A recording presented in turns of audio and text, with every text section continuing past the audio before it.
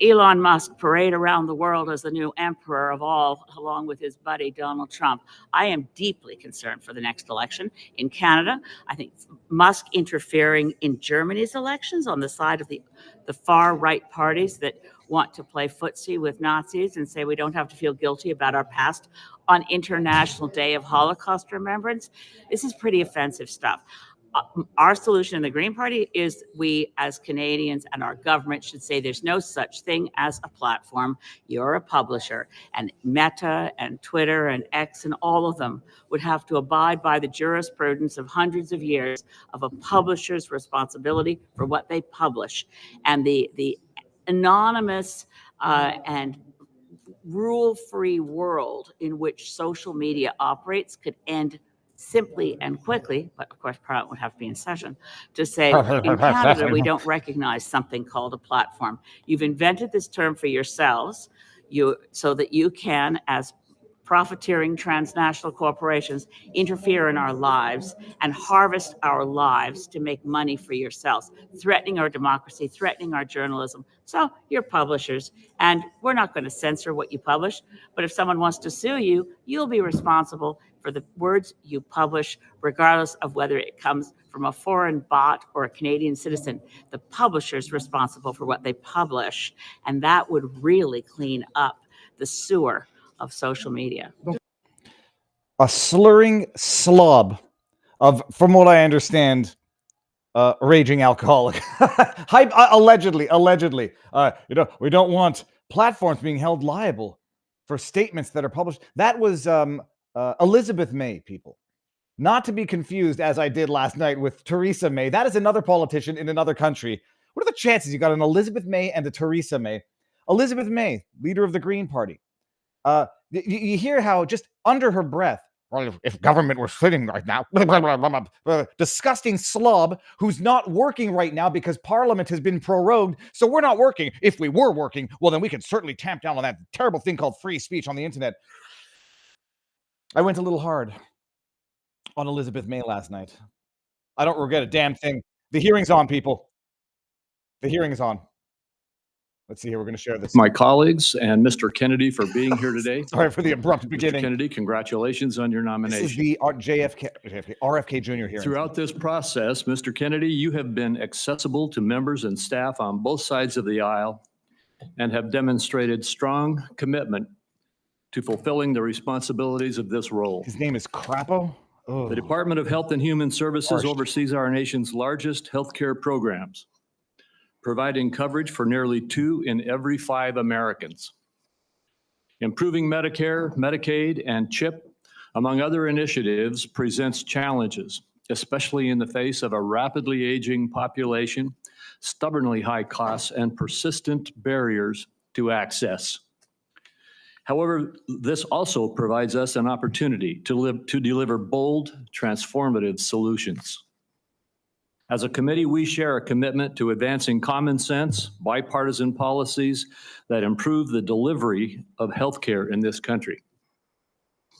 This committee has worked to realign incentives in the prescription drug supply chain, to enhance access in rural communities, to expand the availability of telehealth and improve the broken clinician payment structure.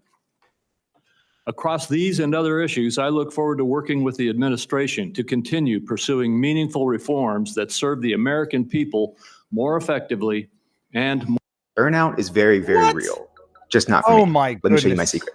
It's Monday and you've got a marketing deck. I blame them. That is disjointed and is a dysfunctional maze.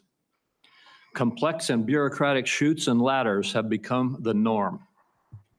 Meanwhile, even as healthcare spending climbs, outcomes across a range of conditions continue to decline. Mr. Kennedy, if confirmed, you will have the opportunity to chart a new and better course for the federal approach to tackling both the drivers and the consequences of our ailing healthcare system. Your commitment to combating chronic conditions that drive healthcare costs will be critical to our success.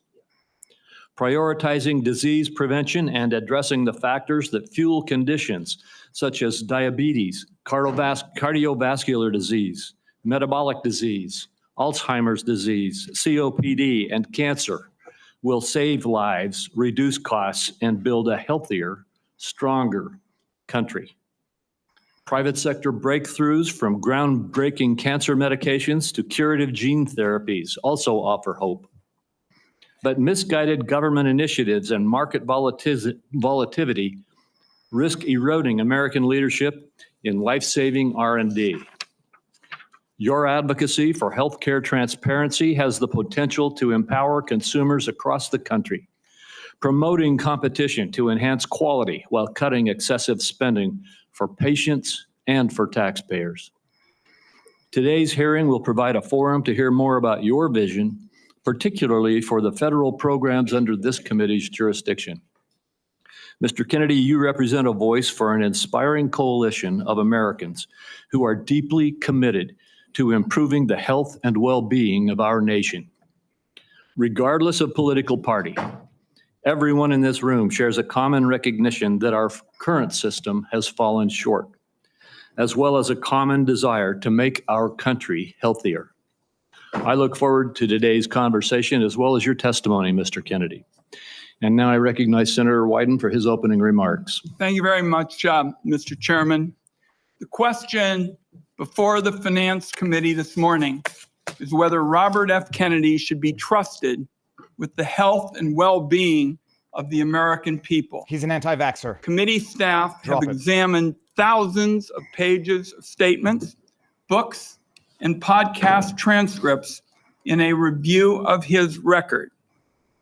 The receipts show that Mr. Kennedy has embraced conspiracy theories, check it, quacks, number 2, charlatans, especially when it comes to the safety and efficacy of vaccines. Well, I hate this guy already. He has made it his life's work to sow doubt and discourage parents from getting their kids life-saving vaccines. It has been lucrative for him and put him on the verge of immense power. This is the profile of someone who chases money and influence wherever they lead, even if that may mean the tragic deaths of children and other vulnerable people. Mouth. Just end the hearing now. Mr. Kennedy is fond of saying he's not making recommendations about whether parents should vaccinate their children. He's just asking questions and giving people choices. Yep. It's a slippery tactic to dodge any real responsibility for his words and actions.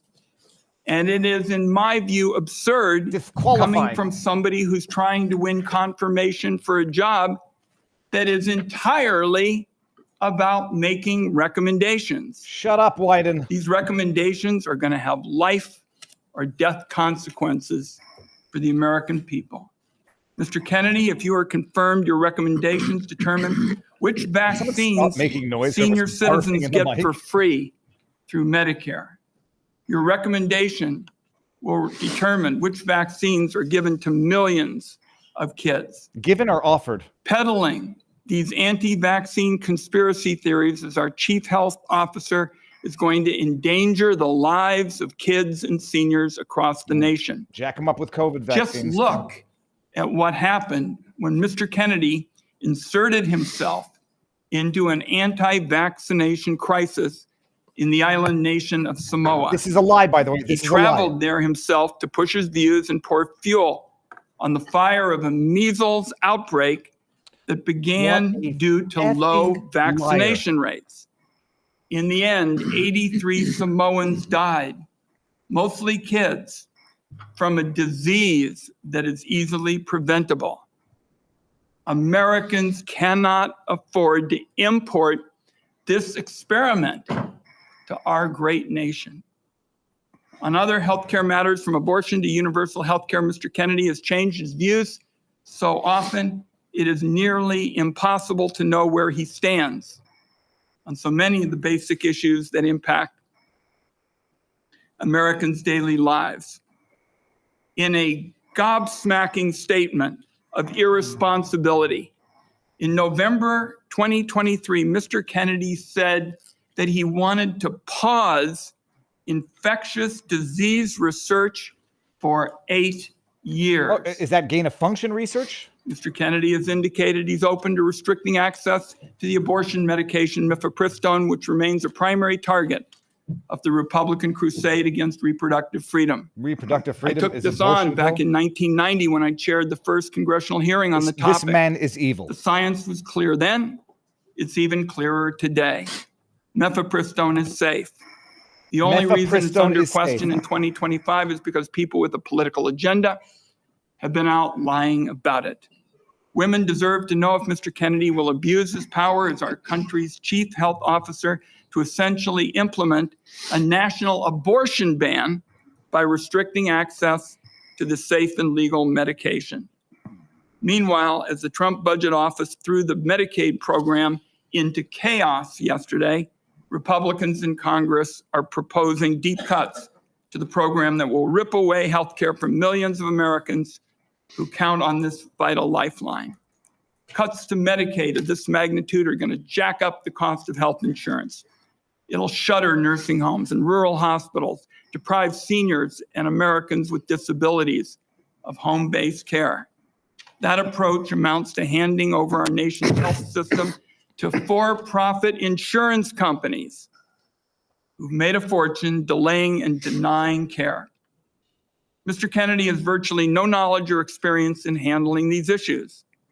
It leaves him unprepared to take on a crisis like the nation witnessed yesterday when the Trump budget office shut down the federal Medicaid payment portal. This is a lie. It crashed and they reestablished it. After a careful review of Robert F. Kennedy Jr.'s statements, actions, and views, materials that I have reviewed personally and closely, I've reached the conclusion that he should not be entrusted with the health and well-being why have the hearing? of the American people. Idiots. When he's taken every side of every issue, how can this committee and the American people believe he has anything to say? Okay, then leave. Let me close by saying I believe more strongly than ever, and I have specialized in healthcare during my time in public service, that we're a turning point with regard to healthcare in America.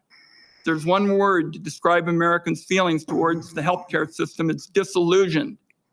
At every single turn, people feel like they're rolling a load of dice, loaded dice, when they try to get healthcare. Americans are justifiably angry, fed up, and tired of a system that puts profits over patients. Instead of debating meaningful ways to improve Americans' healthcare, now the committee is being forced to relitigate settled science about vaccines and whether or not the federal government should help Americans get affordable health care. I know where Democrats on this finance committee stand when it comes to an agenda to lower costs and improve care. I must say, I cannot say the same about the nominee sitting in front of me. And let me acknowledge, finally, Mr. Chairman, Terry Mills from Portland, Oregon, who is here to represent Nurses for America, and I'd like to enter a statement from her organization into the record at this time. Thank you, so Mr. you all Chairman. know that Without guy objection. having trouble breathing is not me. Thank you, Ranking Member Wyden. Mr. Kennedy, in a few moments, you will be given the opportunity to make your opening statement and respond to these attacks and other questions that the members of this committee have.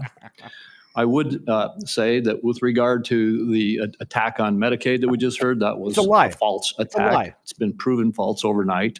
The Medicaid portal is operating efficiently today. So why doesn't Wyden and was get never intended now? to be shut down. Would gentleman yield since he's mentioned my name? There was a significant amount of time yesterday where there was bedlam across the country over the status of the Medicaid portals. I hope it's being corrected, but there were problems all through the day. You lied.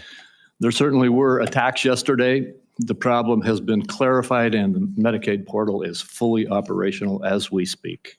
Do you retract and correct Wyden, or are you just a Mr. Kennedy, before I turn the time over to you to share your opening statement, I would like to give you a brief introduction. The son of Senator Robert F. Kennedy and nephew of President John F. Kennedy, Robert Kennedy Jr. has been an advocate for consumers since 1985. After graduating from Harvard University, Mr. Kennedy studied at the London School of Economics and received his law degree from the University of Virginia Law School and a master's degree in environmental law from Pace University. He has founded 2 advocacy groups and has spent the last 40 years working to restore and protect children's health.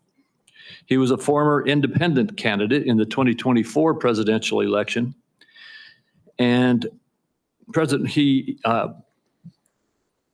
Trump nominated him this year to be in November of 2024 to be the HHS secretary.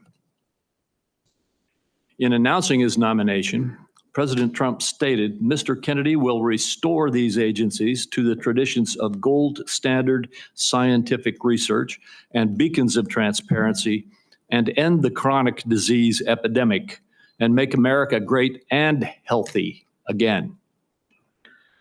Before you give your opening statement, Mr. Kennedy, I have 4 obligatory questions that we ask all nominees before this committee. Ooh, go on. First, is there anything that you are aware of in your background that might present a conflict of interest with the duties of the office to which you have been nominated?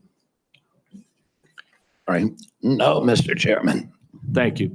Do you know of any reason, personal or otherwise, that would in any way prevent you from fully and honorably discharging the responsibilities of the office to which you have been nominated? No, I do not.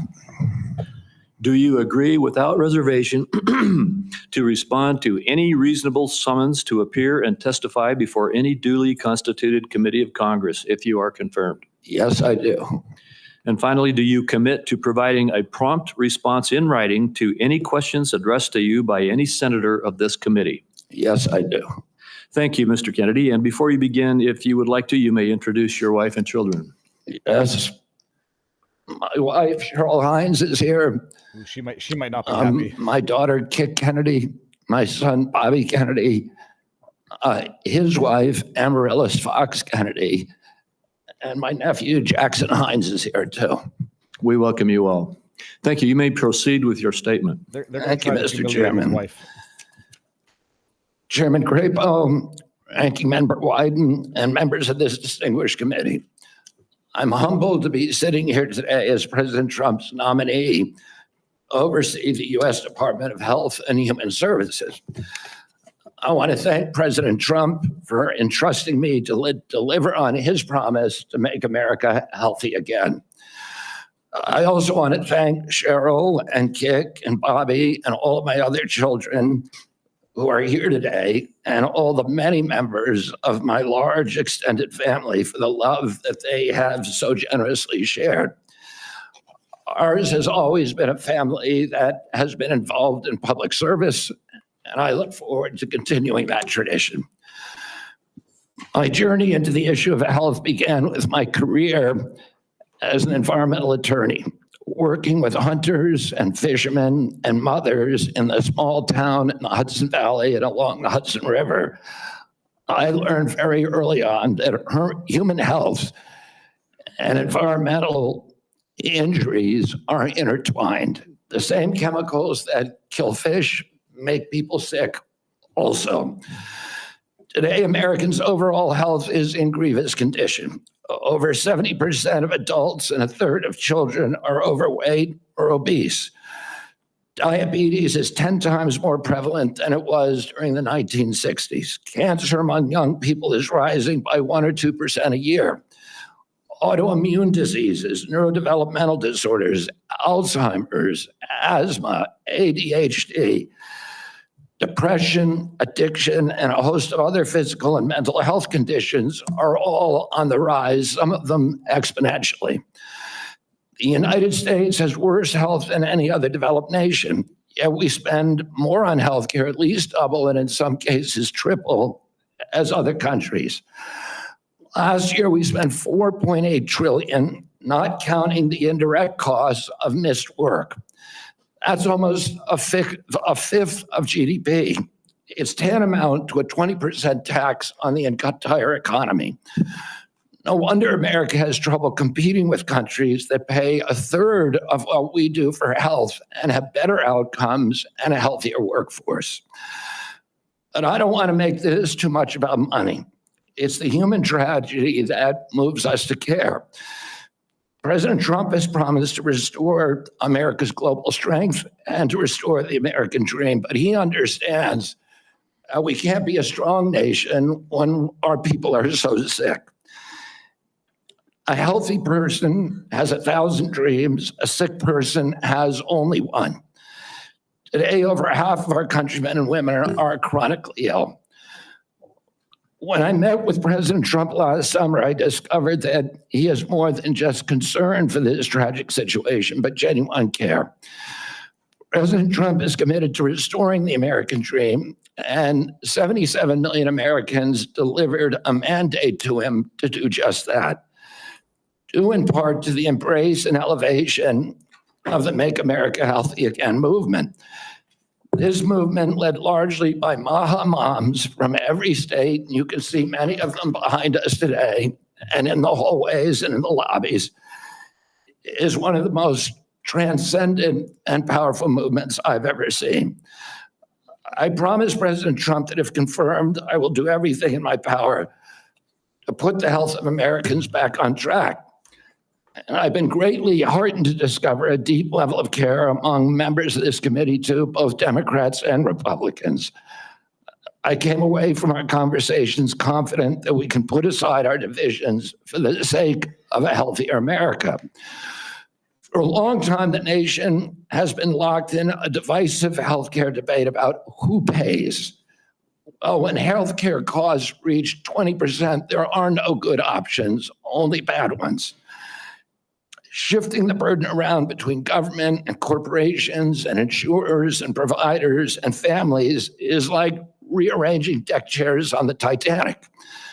Our country will sink beneath a sea of desperation and debt if we don't change the course and ask, why are healthcare costs so high in the first place? The obvious answer is chronic disease. The CDC says 90% of healthcare spending goes toward managing chronic disease, which hits lower income Americans the hardest.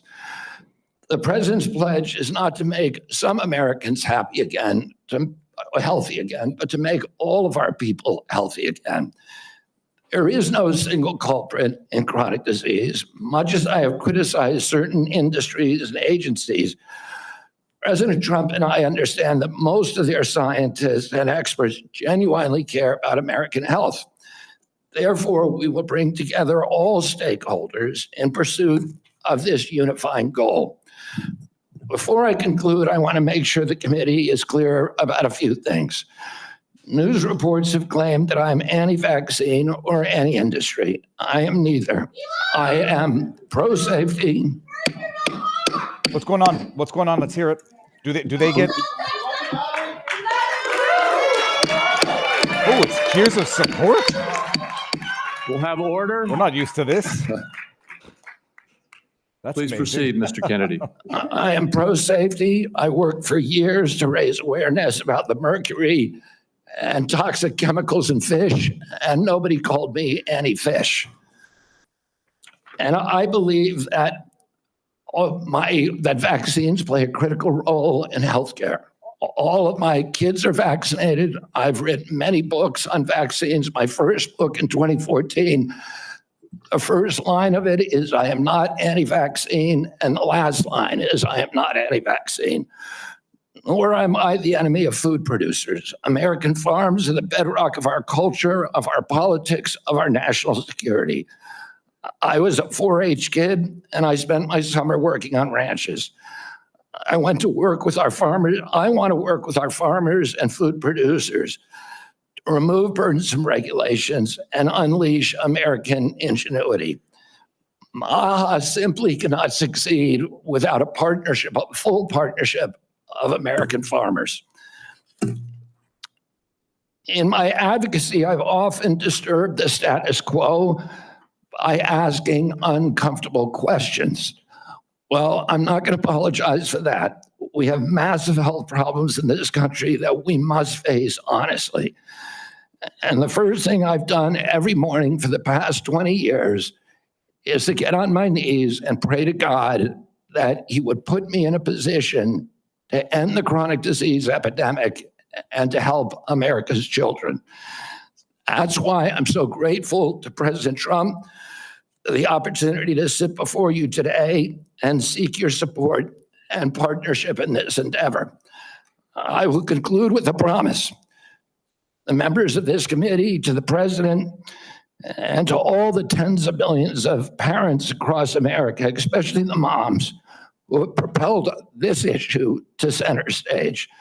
Should I be so privileged as to be confirmed, we will make sure our tax dollars support healthy foods. We will scrutinize the chemical additives in our food supply. We will remove financial conflicts of interest from our agencies. We will create an honest, unbiased, gold standard science at HHS, accountable to the president, to Congress, and to the American people. We will reverse the chronic disease epidemic and put the nation back on the road to good health. Thank you. Why are you anti-vax? Thank you, Mr. Kennedy.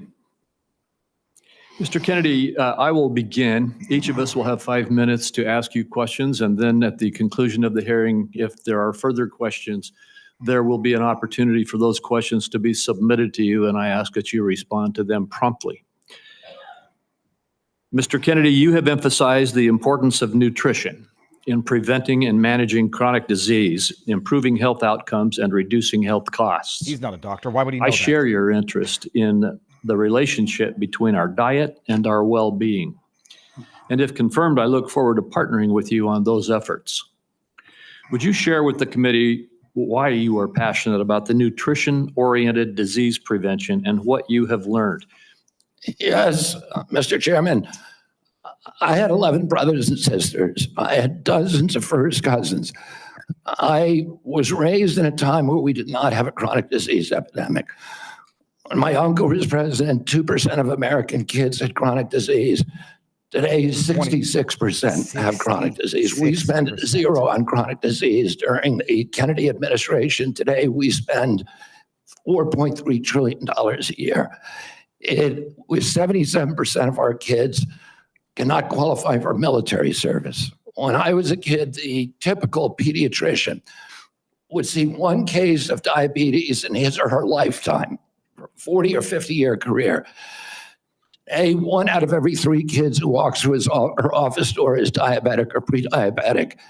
And the most recent data from NIH shows 38% of teens are diabetic or pre-diabetic. Autism rates have gone from 1 in 10,000 to 1 in 1,500, depending on what studies you look at. In my generation today, 70-year-old men, 1 in 34 in my kids' generation. We've seen this explosion of autoimmune disease, of allergic diseases.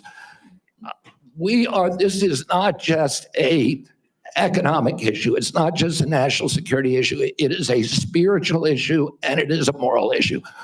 We cannot live up to our role as an exemplary nation. We've got passion, we've got determination. And if we set our sights on something, you better believe it's happening. I'm going to figure this out. I'm going to get this. Sorry.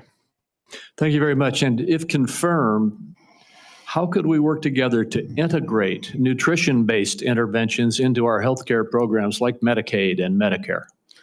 Well, there are many ways that we can do that. The federal funding of the SNAP program, for example, and of school lunch programs could be a driver for helping kids. We shouldn't be giving 60% of the kids in school processed food that is making them sick.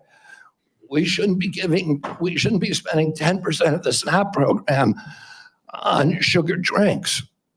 So we have a direct ability to change things there. We also, in Medicaid and Medicare, we need to focus more on outcome-based medicine, on putting people in charge of their own health care, of making them accountable for their own health care so they understand the relationship between eating and getting sick. Most importantly, we need to deploy NIH and FDA to doing the research to understand the relationship between these different food additives and chronic disease so that Americans understand it and make sure that Americans are aware. But I don't want to take food away from anybody. If you like a cheeseburger, a McDonald's cheeseburger, a Diet Coke, which my boss loves, and you should be able to get them. If you want to eat Hostess Twinkies, you should be able to do that. But you should know what the impacts are on your family and on your health. Thank you. Senator Wyden. Oh, Thank you very much, Mr. Chairman. Before I begin my questions, I'd like to start by entering into the record a letter the committee received from Ambassador Carolyn Kennedy outlining what she believes is Mr. Kennedy's lack of personal fitness for the office. Without objection. Before I ask a question, I'd like Kennedy, to grandstand. You have spent years pushing conflicting stories about vaccines. Example?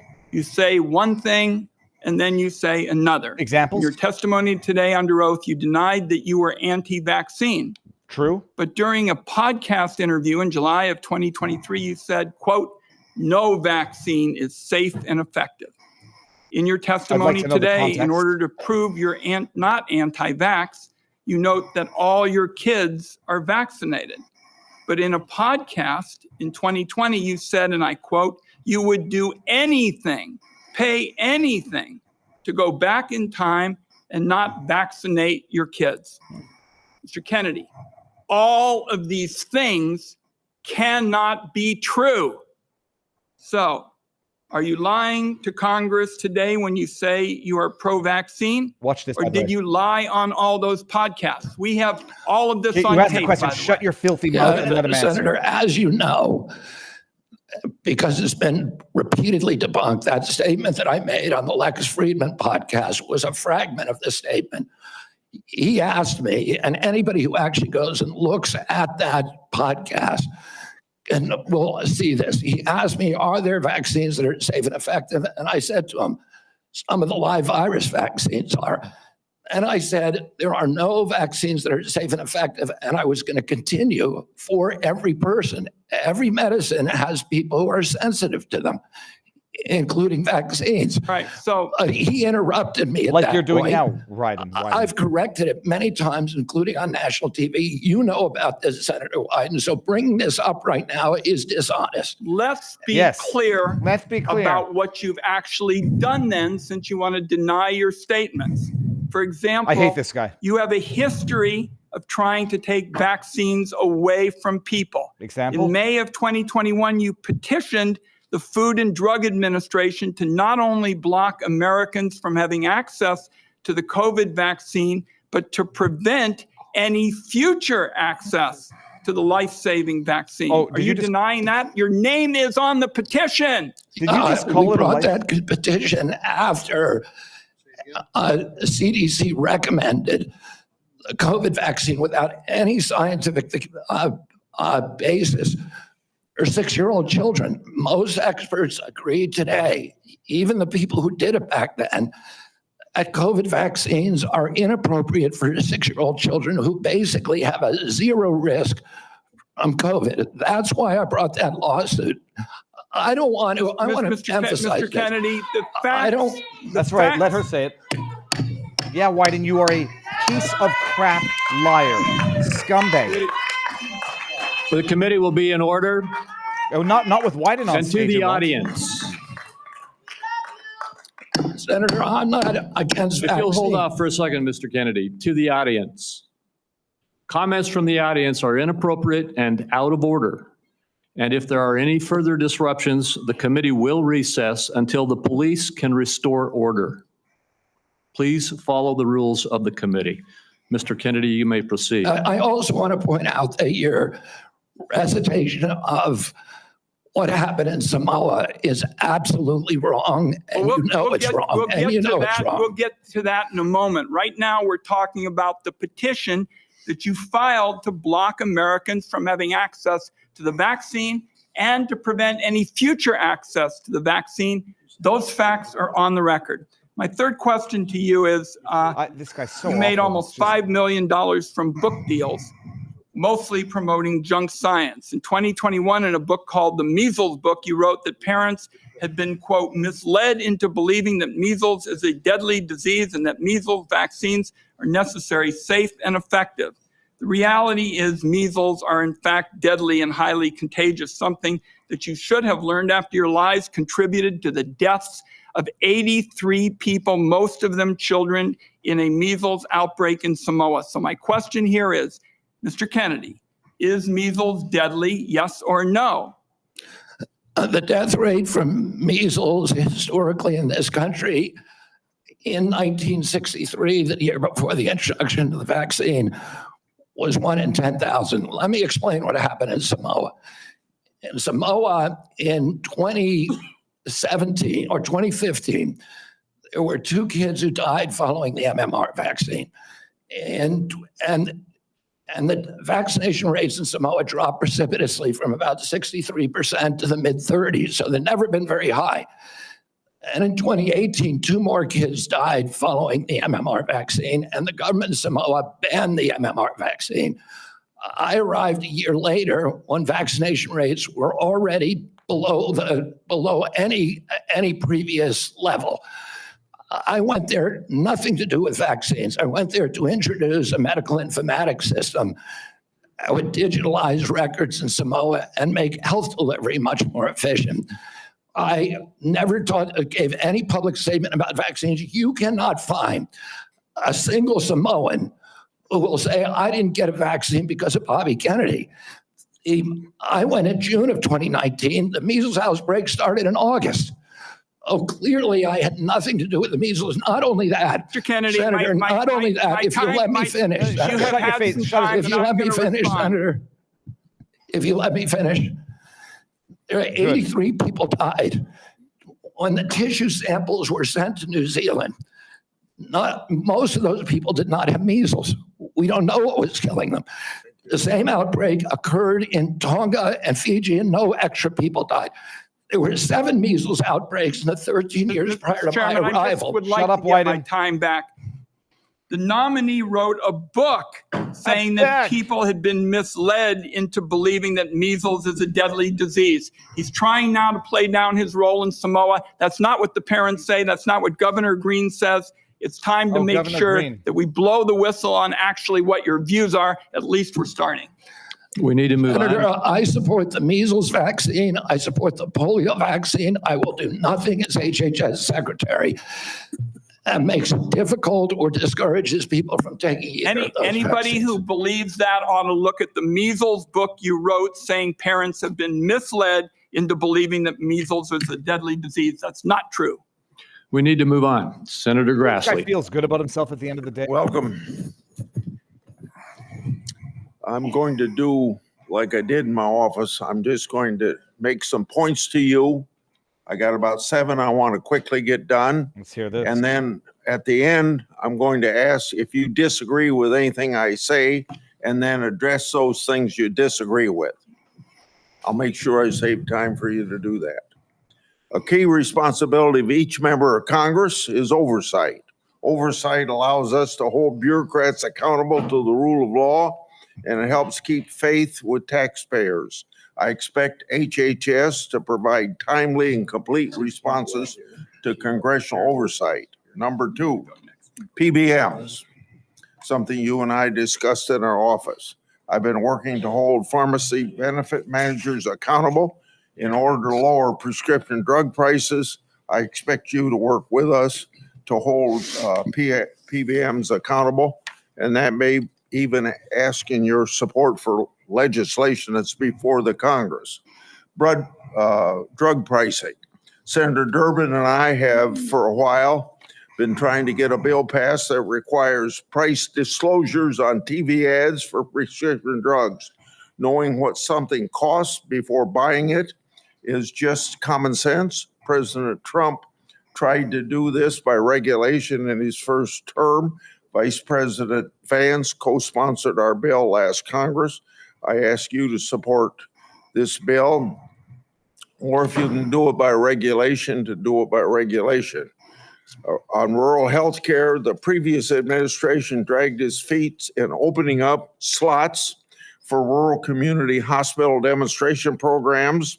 It also ignored concerns from rural pharmacies when implementing changes to Medicare Part D, and ignored rural needs when it comes to distributing physician residency slots. I expect you to prioritize rural Americans' healthcare needs. On agriculture, in our meeting earlier this month, we talked at length about agriculture. You preface the conversation by saying you will not have jurisdiction over these issues. I expect you to leave agricultural practice regulations to the proper agencies, and for the most part, that's USDA and EPA. On dietary guidelines, I've sent letters to the Secretaries of Agriculture at HHS requesting that they provide information regarding conflicts of interest on the Dietary Guideline Advisory Committee to increase transparency. I expect you to provide Congress with confidential financial disclosures from the advisory committee before finalizing dietary guidelines, so we know that nobody has a vested interest in it, is having undue influence. Lastly, HHS, Office of Refugee Resettlement Oversight. Last year, I expanded my investigation into HHS's Office of Refugee Resettlement. I wrote 24 contractors and grantees whose job it is to place unaccompanied children with sponsors. In many cases, children have been placed with improper vetted sponsors, placing them at risk of trafficking. The Biden administration's HHS directed these taxpayer-funded contractors and grantees to not respond to my inquiry. This is obstruction by the executive branch. I expect you to produce to me the records and data I've requested and instruct HHS contractors to fully cooperate with my investigation. I also expect HHS to not retaliate against any whistleblowers, including those who identify ORR's failures in vetting sponsors of unaccompanied. You got 45 seconds to respond if you want to. I agree with all of those provisions, Senator. My approach to administration HHS will be radical transparency. If members of this committee or other members of Congress want information, the doors are open. I've spent many years litigating against NIH and its sub-agencies. HHS and its sub-agencies, NIH, CDC, FDA, on FOIA issues, trying to get information that we, the taxpayers, paid for, and oftentimes getting back redacted copies after a year or 2 years of litigation. That should not be the case. And if Congress asks me for information, you will get it immediately. Thank you. Thank you. Senator Cantwell is next, but until she returns, I will move on to down the list, and that would be Senator Cornyn. Mr. Kennedy, welcome to you and your family, and congratulations. I appreciate Senator Grassley raising the issue of the Office of Refugee Resettlement within the auspices of Health and Human Services. I think this may surprise people, but that's actually the responsibility of HHS, the Office of Resettlement Relocation. Under the previous administration, as Senator Grassley alluded, there were roughly 500,000 children, unaccompanied minors, that were placed with sponsors in the interior of the United States. The previous administration took the position that it was not the federal government's responsibility once these children were placed with these sponsors. But the New York Times, in a series of investigative stories, pointed out that tens of thousands of these children, when they tried to follow up and find out how they were doing, whether they were going to school, whether they were being trafficked or abused, there was no answer. And they took the position it was not their responsibility. So I look forward to working with you to find those children and to make sure that they're not being abused. Millions of Americans are experiencing mild to moderate mental health and substance abuse issues, yet many struggle with timely and effective access. Primary care physicians are most likely to be seeing these individuals as opposed to a specialist, and it makes it important that these individuals, primary care physicians, be trained in patient-centered care, which would strengthen the integration of behavioral health care with primary care services. Is this something that you are concerned about, something you'd be willing to work with us on in order to implement? Yes. Yes, Senator, and let me just reassure you that President Trump has personally spoken to me about locating those 300,000 children who disappeared over the last 4 years. I don't think anybody has a fully accurate number, but it's hundreds of thousands. Hundreds of I agree. thousands of children. And many of them we know have been sex trafficked and childhood slavery. And it is a blight on America's moral authority, and we need to find those kids. In terms of addiction services and substance abuse services, this is a priority for me. It was a priority for me when I was running for president during my campaign. I was a heroin addict for 14 years. I've been 42 years in recovery. I go to 12-step meetings every day, so I hear the stories every day. And I hear the many stories about denial of, or the barriers to access to care. And we need to improve that. And answer specifically to your question, I think we can do that through GME, which is a program that is funded by HHS, that is the largest funder for medical school students. And that's one of the things for primary care physicians should understand addiction care. Addicts almost always go through a cycle where there is a moment where they hit periodic bottoms where they're ready to go into treatment. But it's fleeting and it's momentary. And we have that opportunity to save their lives. And then if we miss that little short window, they're off to the races again. I appreciate your answer. Our time is short. Let me get to one more question that I think is very important.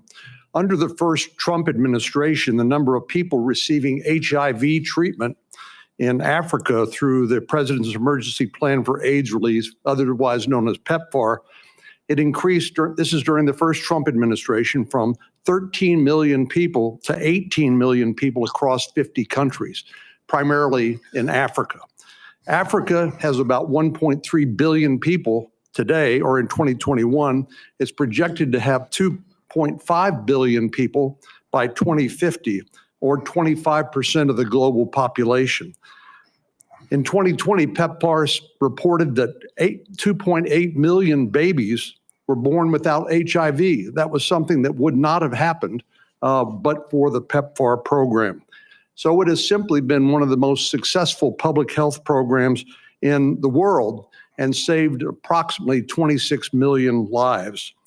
Failure to continue this program, in my view, would risk ceding that leadership to adversaries like China.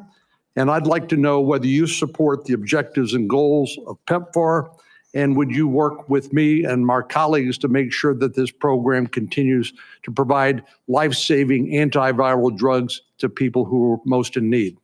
I absolutely support PEPFAR, and I will happily work with you to strengthen the program. Thank you.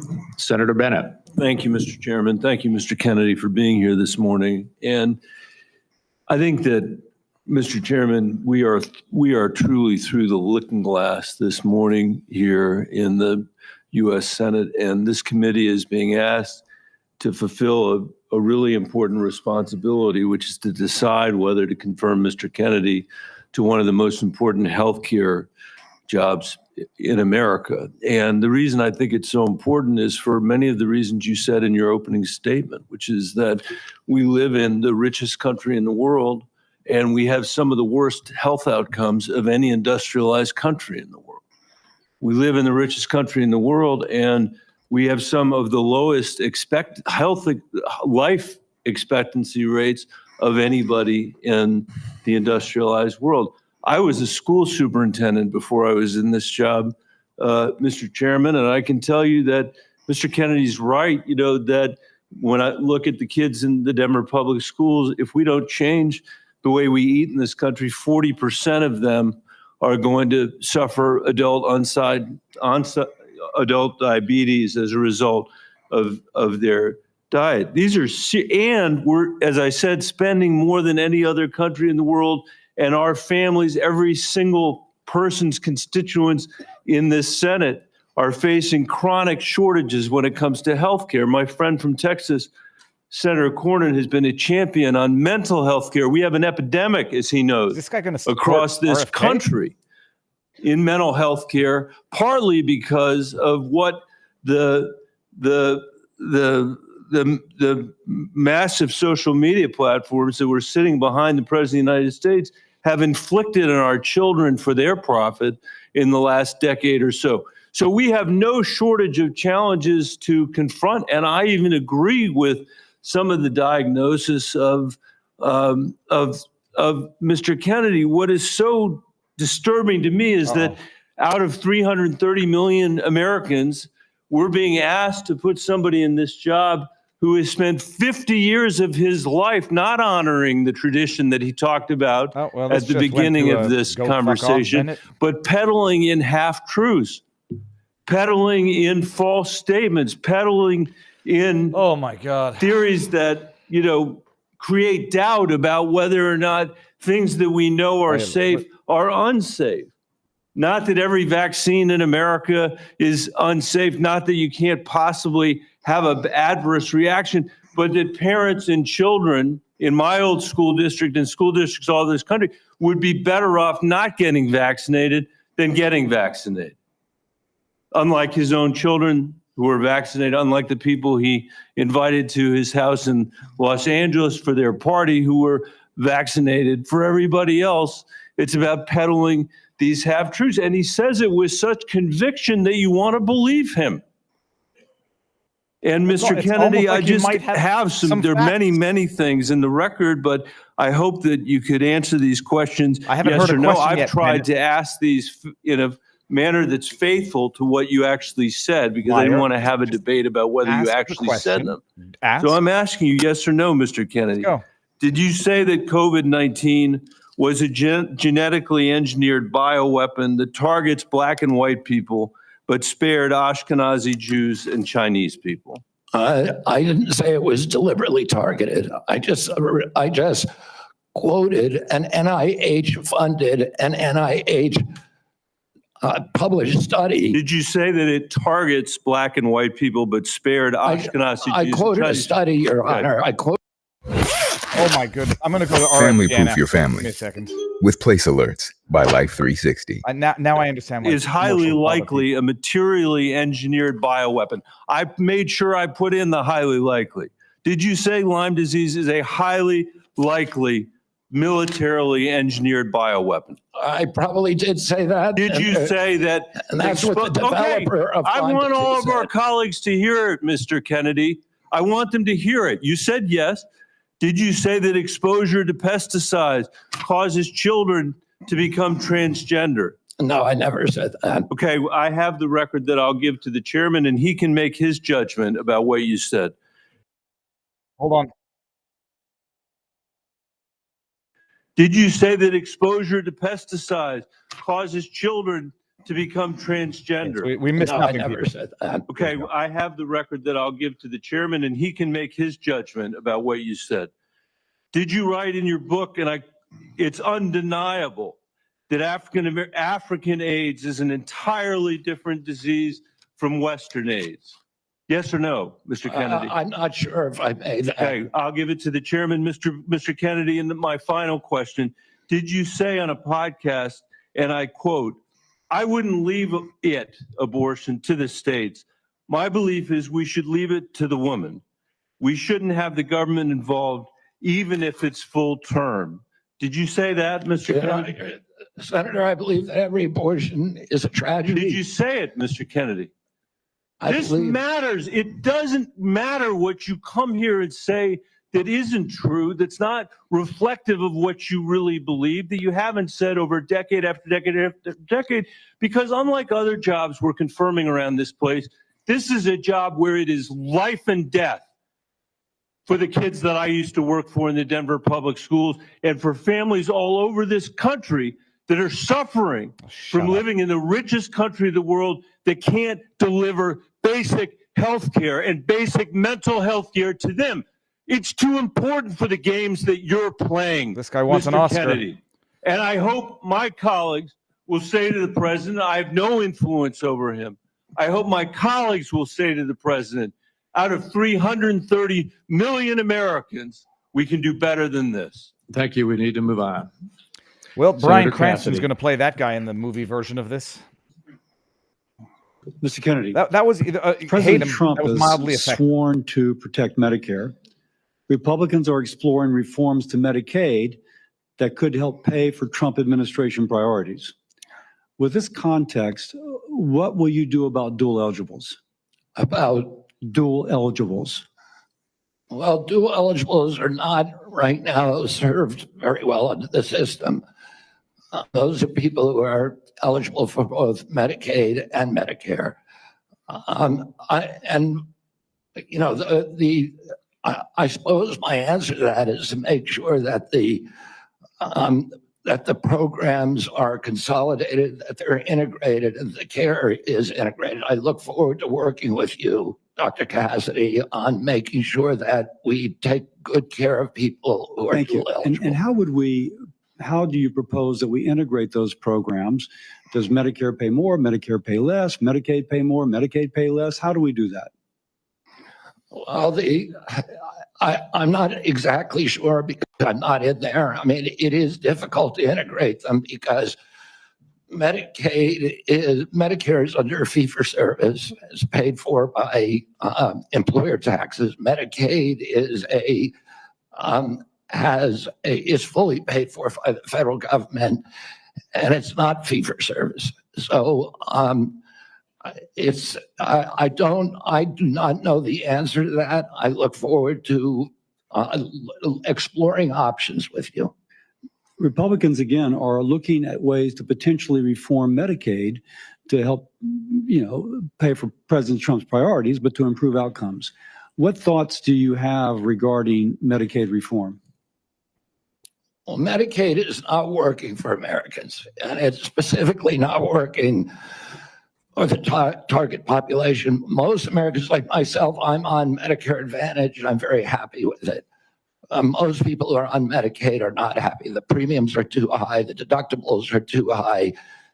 The networks are narrow. The best doctors will not accept it, and the best hospitals.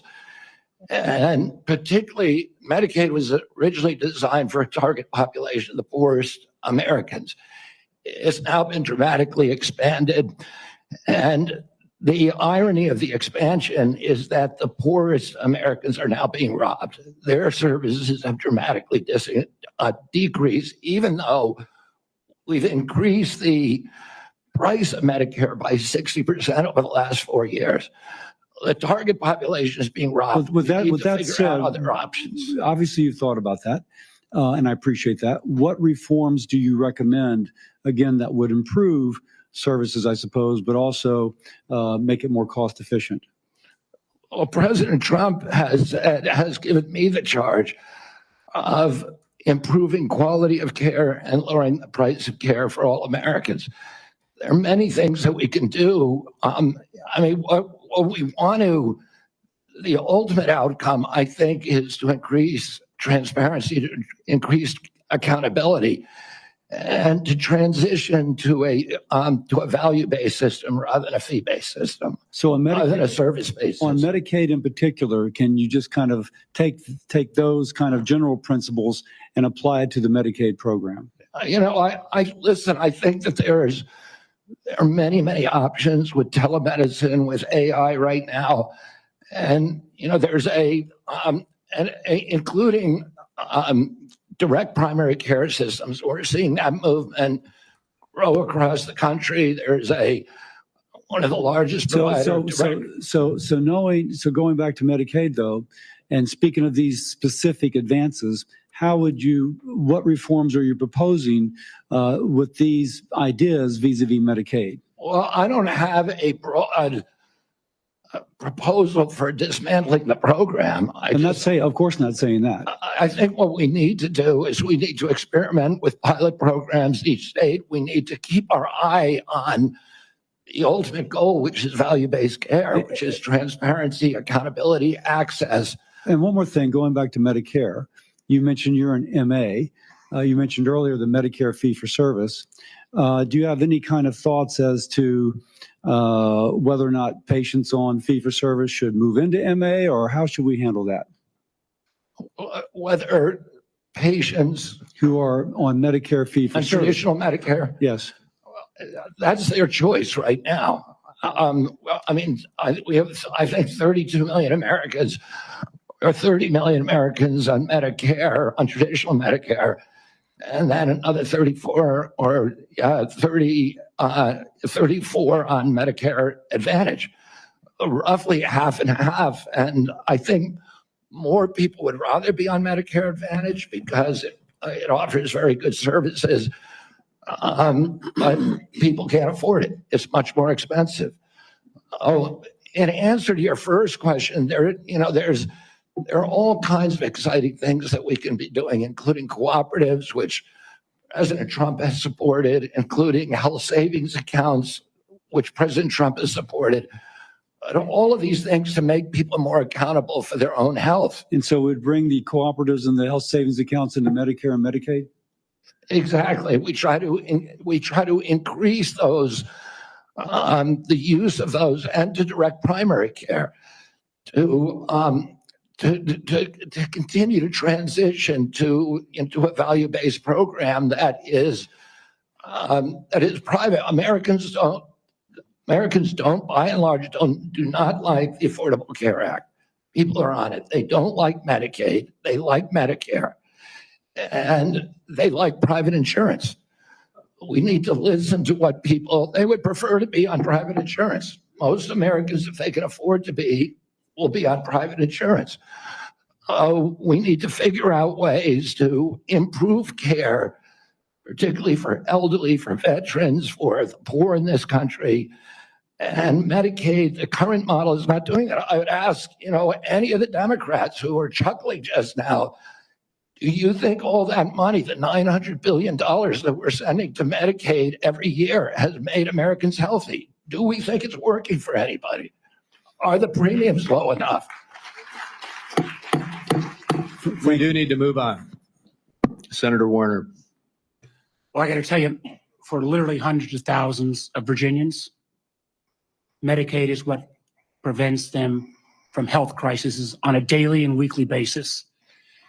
And some imaginary new plan, and if there was a new plan that was to be the basis of what Trump was going to do when repealing Obamacare, I would have thought by now we'd have seen it.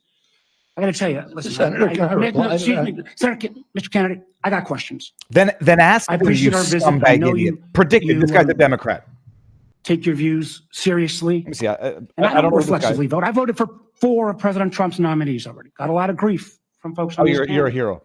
But I got to tell you, I saw an email that you put out Monday night, or your campaign did, in a Let's hear it.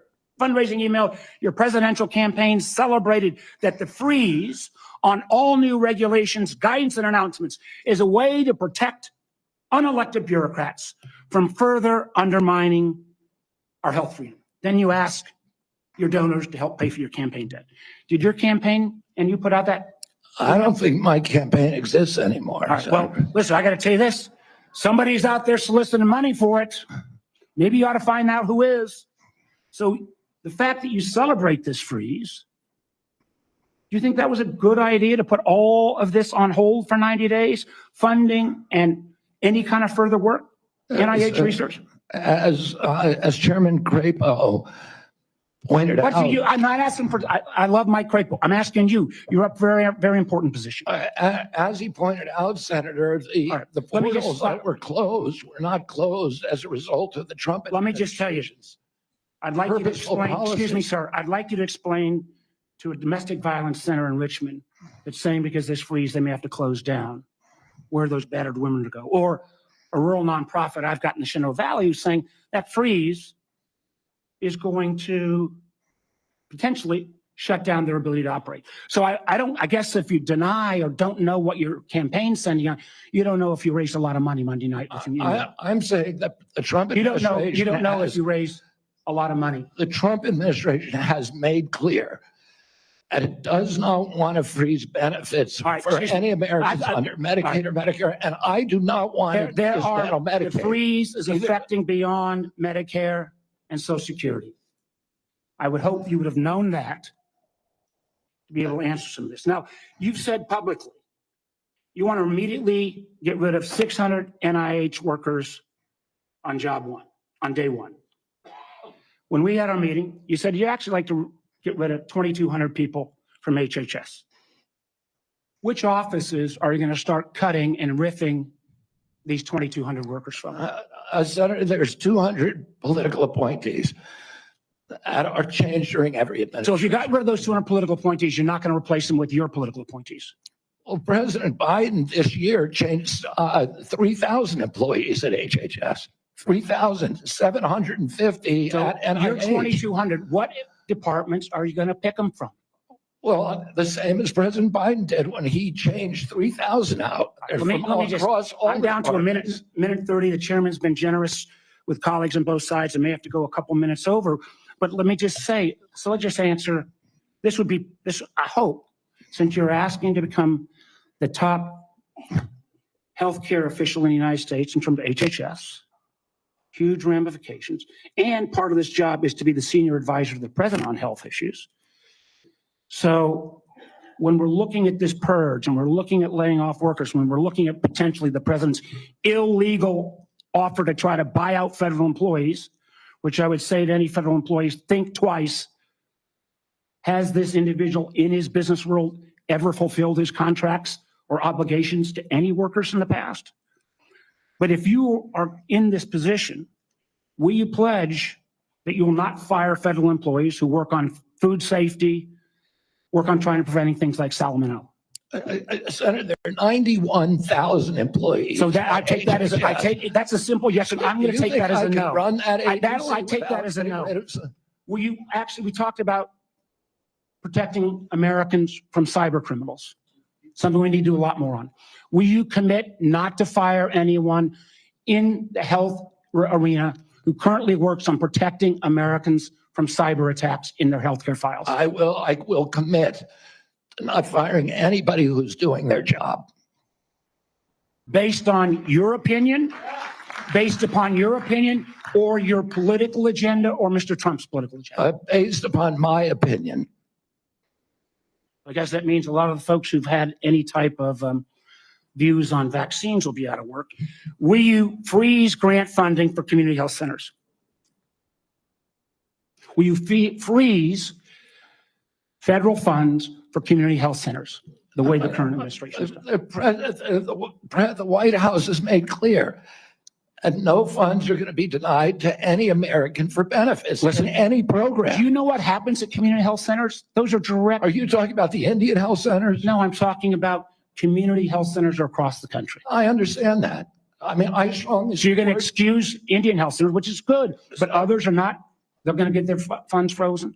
I strongly support community health centers, as does the president. So does that mean you're not going to freeze the funding that is currently frozen? The White House has made clear that none of that funding is supposed to be frozen. Sir, the direct payments are different than how the government operates. We fund the federal government down to community health centers. As a former governor, there's lots and lots of state programs that are related to healthcare that come from the federal government. They come down to the state, then it goes to local programs. All of those don't directly pay out $1 at a time, but they come from federal funding. They are all, even though they keep changing the guidance on a minute-by-minute basis, based upon 9:45 or 10:30 or 10:45, whatever time it is today, those funds are still frozen. Sir, I just honestly, I want to give you a fair shot, but I don't feel like you approach this job with the knowledge and candidly your willingness not to commit, try to recommend to the president to make sure these funds are unfrozen and that people's lives are at stake is a very disappointing answer. Thank you, Mr. Chairman. Senator Lankford. Chairman, thank you. Mr. Kennedy, it's good to see you again. We had some great visits in my office. We've done some follow-up calls to be able to go through. You and I have talked about 100 different issues and backgrounds and things. You've been able to address a lot of them today and just different questions to be able to clear up social media rumors and the things that are out there on it. So I do appreciate that. We've talked about pharmacy benefit managers. We've talked about the nursing home rule the Biden administration put down. We talked about your views on agriculture and commercial and row crop agriculture. We've talked about food issues, and you made it very, very clear. You're not going to tell Americans what to eat, but you do want Americans to know what they're eating. And I think that's a pretty fair perspective on that. I do want to talk to you about some areas that you and I have talked about as well. We have some disagreements, you and I, on the issue of life and when life begins on that. You've been very outspoken on that, and we've had some opportunities to be able to talk about that. Title 10 is specifically in the HHS area.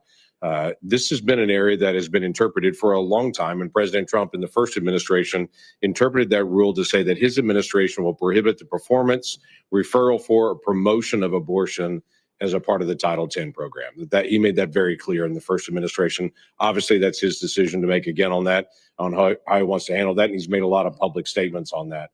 The Biden administration not only reversed that, not only rescinded that rule, but they went one step the other direction. In my state in Oklahoma, as you and I have talked about, the Biden administration cut off funding to the state of Oklahoma for AIDS testing, for breast cancer screening, and for other areas of poverty healthcare because my state didn't promote abortion. It wouldn't provide.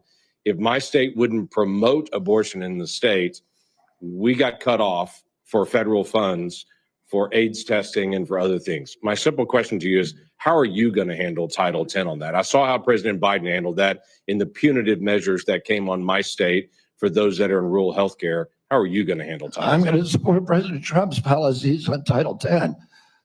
I agree with President Trump that every abortion is a tragedy. I agree with him that we cannot be a moral nation if we have 1.2 million abortions a year. I agree with him that the states should control abortion. President Trump has told me that he wants to end late-term abortions, and he wants to protect conscious exemptions, and that he wants to end federal funding for abortions here or abroad. That's Title 10. I serve at the pleasure of the president. I'm going to implement his policies. Thank you for that. President Biden, when he came in, immediately closed down the Office of Civil Rights and Conscience Protections within HHS. There's a statement that's come out recently that he's going to reopen that office again to be able to protect the civil rights of Americans. One of the things that Javier Becerra did immediately when he came into HHS was conscience protections for medical professionals that were being compelled against their conscience to perform medical procedures that violated their conscience. Javier Becerra stepped in immediately into HHS and withdrew that and said, no, the federal government will tell you what you believe about these issues. You don't have conscience protections anymore, and refuse to protect those folks. Will you step in and say that healthcare individuals have the right of conscience again, as the federal law allows? Yeah, I mean, the first thing that occurs to me when you ask that question is, what patient would want somebody doing a surgery on them that, believes that the surgery is against their conscience being forced to perform that? I don't know anybody who would want to have a doctor performing a surgery that the doctor is morally opposed to. Listen, I came from a family that was split on life and choice. I have cousins today who believe that abortion at any stage is equivalent to homicide. Now, there are other people who believe the opposite. But the good thing in my family that I really loved is that we were able to have those conversations and respect each other. And I wish that we could do that nationally. And if forcing somebody to participate in a medical procedure as a provider that they believe is murder does not make any sense to me. We need to welcome diversity in this country. We need to respect diversity, and we need to respect each other when we have different opinions, and not force our opinions on other people. Yeah, thank you for that. The FDA, under the Biden administration, changed the rules for the chemical abortion drug and said you no longer need to see a physician. So if you have an ectopic pregnancy or all kinds of, don't even go anymore to see a physician. But they also changed an area that has been something that's been very particular. You've talked about a lot, and that's transparency. They changed the position and said, don't tell us if there's a side effect on this drug unless she dies. But other than that, don't tell us anymore. Literally, don't give transparent information to the American people or to the women who take this drug anymore. We don't want that reported.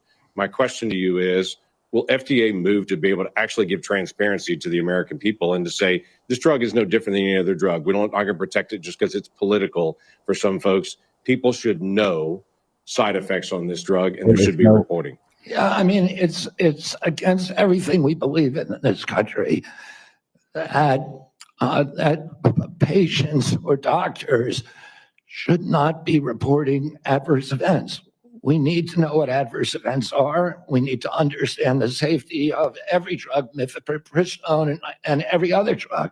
And President Trump has made it clear to me that one of the things, he is not taking a position yet on mifepristone, a detailed position, but he's made it clear to me that he wants me to look at safety issues. And I'll ask NIH and FDA to do that. Thank you. Senator Whitehouse. Thank you, Chairman. Mr. Kennedy, I only have 5 minutes with you, and I've got a lot of experience with CMS, so you're just going to have to listen. Two things. One, if you want to move What an asshole. from advocacy, you're just going to have to listen. Public responsibility. I'm in charge. I've got the mic. Americans are going to need to hear a clear and trustworthy recantation of what you have said on vaccinations, including a promise from you never to say vaccines aren't medically safe when they in fact are, and making indisputably clear that you support mandatory vaccinations against diseases where that will keep people safe. You're in that hole pretty deep. We've just had a measles case in Rhode Island, the first since 2013. Oh my God, one measles and case. Frankly, it's you your frighten fault. people. Two, I want to air harms that Rhode Island has experienced from a remorseless, senseless CMS bureaucracy. CMS has for years maintained a reimbursement system that the bureaucracy could never explain, never justify, that persistently pays Rhode Island providers less than neighboring Massachusetts and Connecticut providers. A differential of 23 and 26% in our regional healthcare market. The Pending Ahead program can begin to remedy this, at least for value-based care. You're just going to have to listen. There has to be payment parity in the region. Rhode Island's healthcare system is bleeding out because we aren't paid what neighboring hospitals and doctors are paid. And the one act CMS took on this years ago was to make it worse. The CMS bureaucracy has also attacked one of the best accountable care organizations in the country, Rhode Island's Integra Family Doctors. Tried to throw them off the shared savings program because they said Integra years ago briefly fell 137 patients short of the 5,000 patients that ACOs need. CMS wouldn't listen until a court found that to be unjustified, likely illegal, irreparable harm to this high-performing ACO and its patients, and contrary to the public interest. That must stop. Last, so do you have a CMS question? has refused to approve waivers granted elsewhere for Rhode Island from rules that are stupid for Medicare patients who are nearing the end of their days. Here's what families see. Granny is home dying. She needs to transfer to a nursing home, and Medicare insists on putting her 3 days and 2 nights in a hospital. Expensive, frightening to Granny and the family, and stupid. Granny's home dying and can't get palliative and curative care together. Inhumane and stupid. Granny's home dying and can't get home care if she can still get out into the yard or be driven to see the shore, to see Narragansett Beach, say, one more time, to recall childhood memories before she dies. Inhumane and stupid. Granny's home dying and the family's exhausted. And the respite care benefit is not to send a nurse or a caregiver, but to stuff Granny in an ambulance and haul her off to a hospital. Does anybody know what he's talking about? Some respite. It's all expensive, frightening, inhumane, and stupid. But the insensate CMS bureaucracy takes a court order to be awakened to the harm What is the woman they to his left cause. doing right here? I have had enough. Okay, good for you. Is this a question? CMS should let Rhode Island try humane end-of-life care through CMMI. Let's see if it works at a state. I bet it will save money, serve families better at a very, very delicate time, and perhaps even make a model for better health care everywhere. I've said a lot. My time is out. You're welcome to respond in writing. I ask unanimous consent that the order declaring CMS's actions to constitute irreparable and illegal harm be put into the record. There should be a rule. If you don't ask a question, you're kicked out of fucking government. Very briefly, Senator Whitehouse. No, you don't get to respond. I'm an implacable enemy of tyrannical, insensate bureaucracies and stupid rules. And I will work with you to make CMS responsive to the needs of Rhode Island and to remedy those disparities that you talk about. I am familiar with the Integra Health plan, and it is a template for what we ought to be doing. It's a value-based plan, and I look forward to you to making sure that we create pilot programs like this. Unfortunately, Mr. Chairman, around the country. Unfortunately, Mr. Chairman, one of the things I've learned in my tenure in the Senate is that a nominee saying that they're willing to work with me amounts to exactly zero. We need to get this fixed. Thank you. Well, I guess at that point, then we will move on to Senator Daines. Mr. Chairman, thank you. Mr. Kennedy, I'm glad to see you here this morning. I listened to your opening remarks, and you mentioned that you want to make HHS the gold standard of science.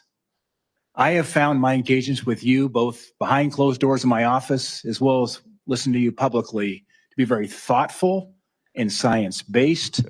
I applaud that. I thank you for that. And I realize this will likely be a very partisan vote on this committee and on the Senate floor.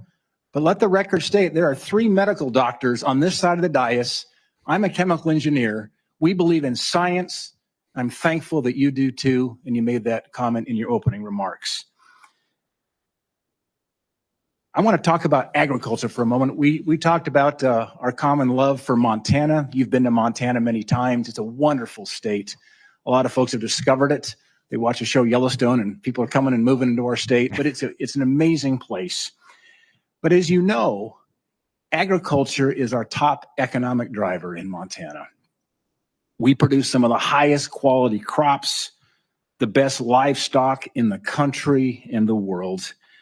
Our farmers and our ranchers are truly some of the most effective environmental stewards in ensuring we have a safe food supply chain in the world.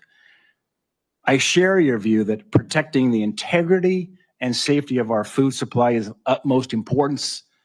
I appreciate the research happening in places like Montana State University to help farmers produce resilient, healthy, and safe crops, as well as their agricultural practices. You mentioned you were a 4-H kid growing up. I think our 4-H kids and our FFA kids are some of the best kids in America. My question for you, Mr. Kennedy, is if confirmed, as I'm listening to my farmers and ranchers talk about the future, will you commit to working collaboratively with partners at USDA, These questions are at the stupid relevant federal agencies, as well as our Montana farmers and ranchers before implementing any policy that might affect or impact food supply? Senator, no, I'm going to do I whatever the hell I absolutely will want. make that commitment. I have, as I shared with you, a personal commitment and a long career working with farmers. I want to make sure I understand the very, very narrow margins, the slim margins that American farmers and ranchers are dealing with. And I don't want, under my watch, a single farmer to have to leave his farm for economic reasons or for regulatory or bureaucratic reasons while I serve, if I'm privileged to serve, to be confirmed as HHS Secretary. Even more important, President Trump has a very, very strong commitment to farmers. President Trump is probably historically in modern history the best farm president in our history. Farm income spiked for the first time in decades under his last administration. He got solid support from farmers across the country. Farm country is Trump country. Farmers across the country supported him during this election. He has specifically instructed me that he wants farmers involved in every policy, and that he wants me to work with Brooke Rollins at USDA to make sure that we preserve American farmers, that all of our policies support them. Mr. Kennedy, thank you. And if confirmed, I look forward to having you and Brooke Rollins out to Montana to spend some time with you. Have my commitment to come there anytime, particularly during ski season or hunting season. Deal. I want to shift gears for a moment. As we discussed in the meeting we had in my office, mifepristone was approved in 2000. The FDA has been under scrutiny and brought to court for failure to properly assess this drug, as well as subsequent deregulations Senator Langford described that have occurred over the past 25 years. Some of these deregulations included ending the requirement that these drugs be prescribed by a doctor, ending reporting requirements for adverse events, and allowing these pills to be obtained through the mail. In fact, the FDA's own prescribing label mentioned that 3 to 5% of women taking this drug end up in the emergency room. Excessive bleeding. My question is, if confirmed as Secretary of HHS, will you commit to working with the FDA Commission to review these deregulatory actions that are threatening the safety of women? Sorry, Senator. As I said to Senator Langford, I think it's immoral to have a policy where patients are not allowed to report adverse events and where doctors are discouraged from doing that. President Trump has asked me to study the safety of mifepristone. He has not yet taken a stand on how to regulate it. Whatever he does, I will implement those policies. I will work with this committee, make those policies make sense. Thank you, Mr. Kennedy. Senator Hassan. Thank you, Mr. Chair and Ranking Member Wyden, and welcome, Mr. Kennedy, and to your family as well. I want to start with a couple of concerns I have, and just briefly on Medicaid. States share in the funding of Medicaid. Millions of disabled children in this country are alive because of Medicaid. Millions of people with addiction in this country are in recovery because of the services provided to them by Medicaid. 100,000 people died and millions of of overdoses. chronically ill people who, until Medicaid expansion was enacted, who couldn't get health care and therefore couldn't work because they were too sick, got health care through Medicaid expansion, then went back to work, and now they're on private insurance. So those are some facts about Medicaid that you might want to brush up on. Oh, thanks. Now, Thanks for the I'm lecture. also extremely concerned about your endorsement of radical fringe conspiracies that, if implemented at HHS, would put American families' lives at risk. Lives at risk. Vaccines are one of our greatest public health triumphs. And you don't need, I'm not talking about abstract medical science. One of the people who helped raise me was my grandfather, who was a pediatrician. He practiced medicine in this country from 1921 until the mid-1980s.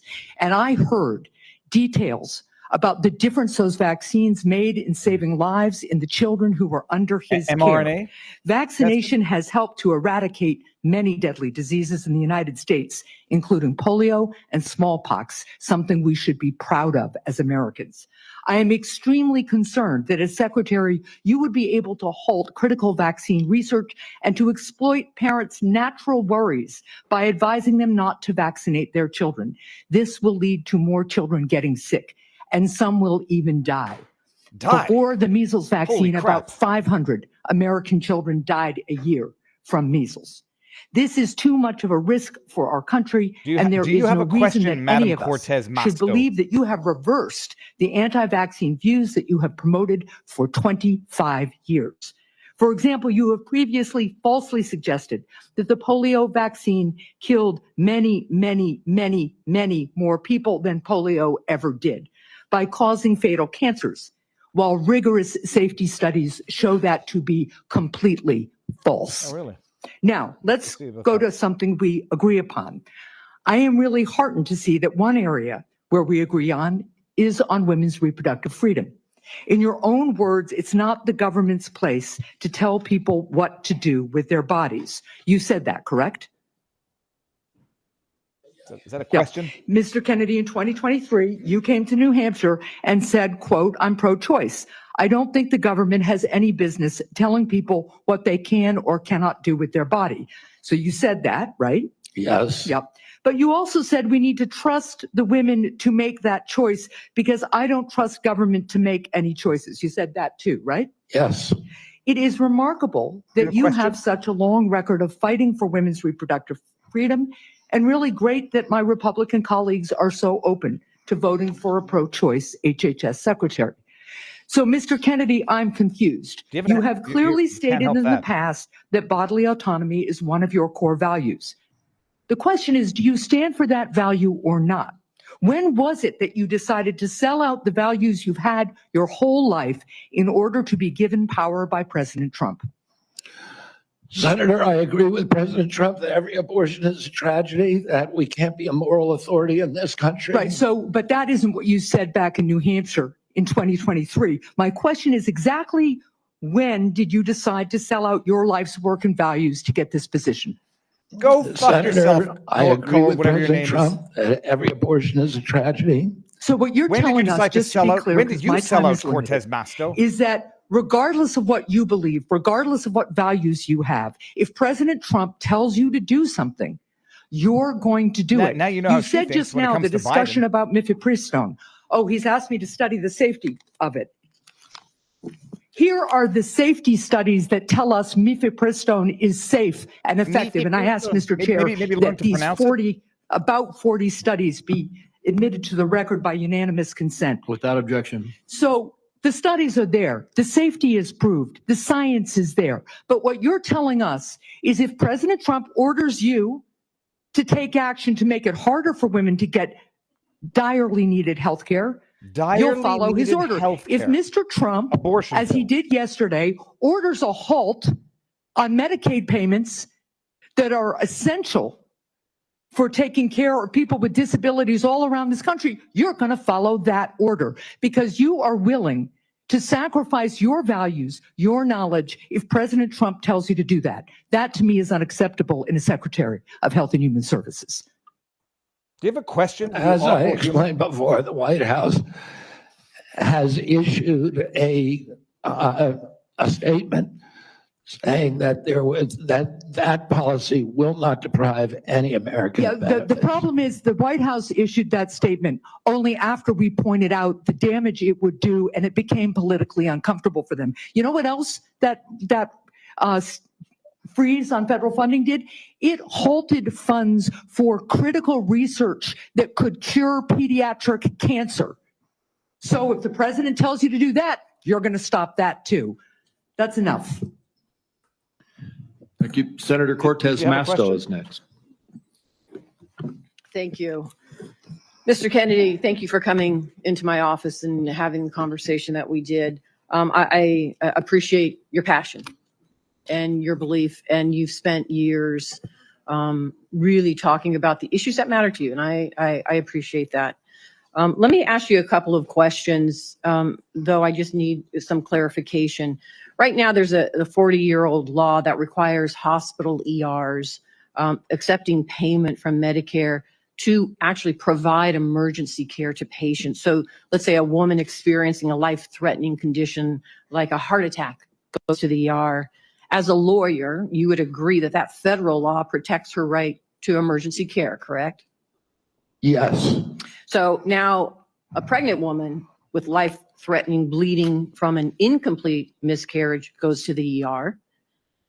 Let me rephrase that so you can hear. A pregnant woman with a life-threatening bleeding from an incomplete miscarriage goes to the ER, and her doctor also determines that she needs an emergency abortion. But she's in a state where abortion is banned. You would agree also as an attorney that federal law protects her right to that emergency care, correct? I don't know. I mean, the answer to that is I don't know if the state Does it? bans Well, let it. me ask you this as an attorney. Doesn't federal law preempt state law? The federal constitution does. Sometimes not every federal law preempts state laws. It could be unconstitutional. Now, I'm Well, not I would trying to tell be you in this evasive, case, let me ask you Senator. I'm this. just telling you I don't know the I answer to appreciate that. question. But what authority do you have over this as the director of HHS? What authority do I have? Yeah, to enforce the law, In what regards? to make sure that a hospital that receives payment from Medicare is ensuring that they're providing the necessary emergency care to patients when they present. It's actually the EMTALA law. So what authority as HHS director do you have with respect to EMTALA? My understanding is that I have budgetary power and that it's pretty much limited to that. But if you tell me I have another authority, I don't even think that Well, let me tell you, we you have a do. law enforcement branch at HHS. Actually, you do, and that's CMS. CMS actually investigates complaints of EMTALA violations, as well as the Health and Human Services Inspector General, who, by the way, was just recently fired by Donald Trump. So you will be enforcing EMTALA laws, and it's important that you understand their impact and don't play politics with the patient presenting at the ER based on a position that this administration has taken. Let me ask you another question. When we met in my office, you said about lowering drug prices, that when Big Pharma price gouges, the American people suffer. I think we both agree on that. And I think you're sincere in your belief that you want to reduce prices for Americans, correct? Yes. Yeah. The Inflation Reduction Act empowered Medicare to negotiate prescription drug prices. It penalizes drug companies for price hikes above inflation, and it caps seniors' out-of-pocket drug costs, along with reducing insulin prices to $35 per month. But your future boss, Donald Trump, on his first day in office, revoked President Biden's executive order that actually directed the health secretary to examine ways to reduce drug prices and improve access to innovative therapies for the American people. And unfortunately, Republicans in Congress want to repeal the Inflation Reduction Act, which means reversing all of those things that we worked on to lower prices for Americans. So my question to you is, what do you do? Why are you there? Are you there to be a rubber stamp to this administration and cave into all of these positions that they're taking, even though you know they're in disagreement with your positions on lowering drug prices and that they could harm Americans? How do you handle that as HHS director? Senator, my understanding is that the White House issued an executive order, I believe today, supporting the drug negotiations under the IRA. President Trump was very aggressive during his first term about negotiating drug prices. He has instructed me, and I've met with him repeatedly on as that we need lower prices than seniors in this country, and so let me ask others you, are. Let me ask you this, because I only have so much time. So we've already negotiated lowering prices for 10 drugs with Big Pharma, and Big Pharma, by the way, opposes this. They have not only are asking for a pause, they have filed lawsuits, but we've already negotiated the first 10 drugs. And we want to expand it to the next 10 to 15 that the Biden administration has put forward. Would you agree and continue that path of really mandating that big pharma come to the table and negotiate drug prices for Medicare so we can lower those prices for Americans? My understanding is that the executive order that was issued today, which I haven't seen, but I've read a summary. Well, let me ask you this then, because you keep citing the Trump administration and you're just going to follow what they say. Is that what you're doing? You're just a rubber stamp for them in this position? So anybody, so it doesn't matter that you're before us. It could be anybody coming before us as long as they're a rubber stamp for this administration and disregarding your beliefs and what you think. I guess my question to you is, if it really is fundamental to what you believe, how do you live with that? How do you address those issues as you're moving forward, knowing that it's going to harm Americans? Yeah. You want me to answer the question? No, I'm asking you. Okay. President Trump has asked me to end the chronic disease epidemic and make America healthy again. You want me to answer the question? No. So is that the only reason why you're at HHS? Is that the only reason why then you're at the HHS, to address that one issue? To make America President Trump healthy? has asked me because I'm in a unique position to end that. And that is what I'm doing.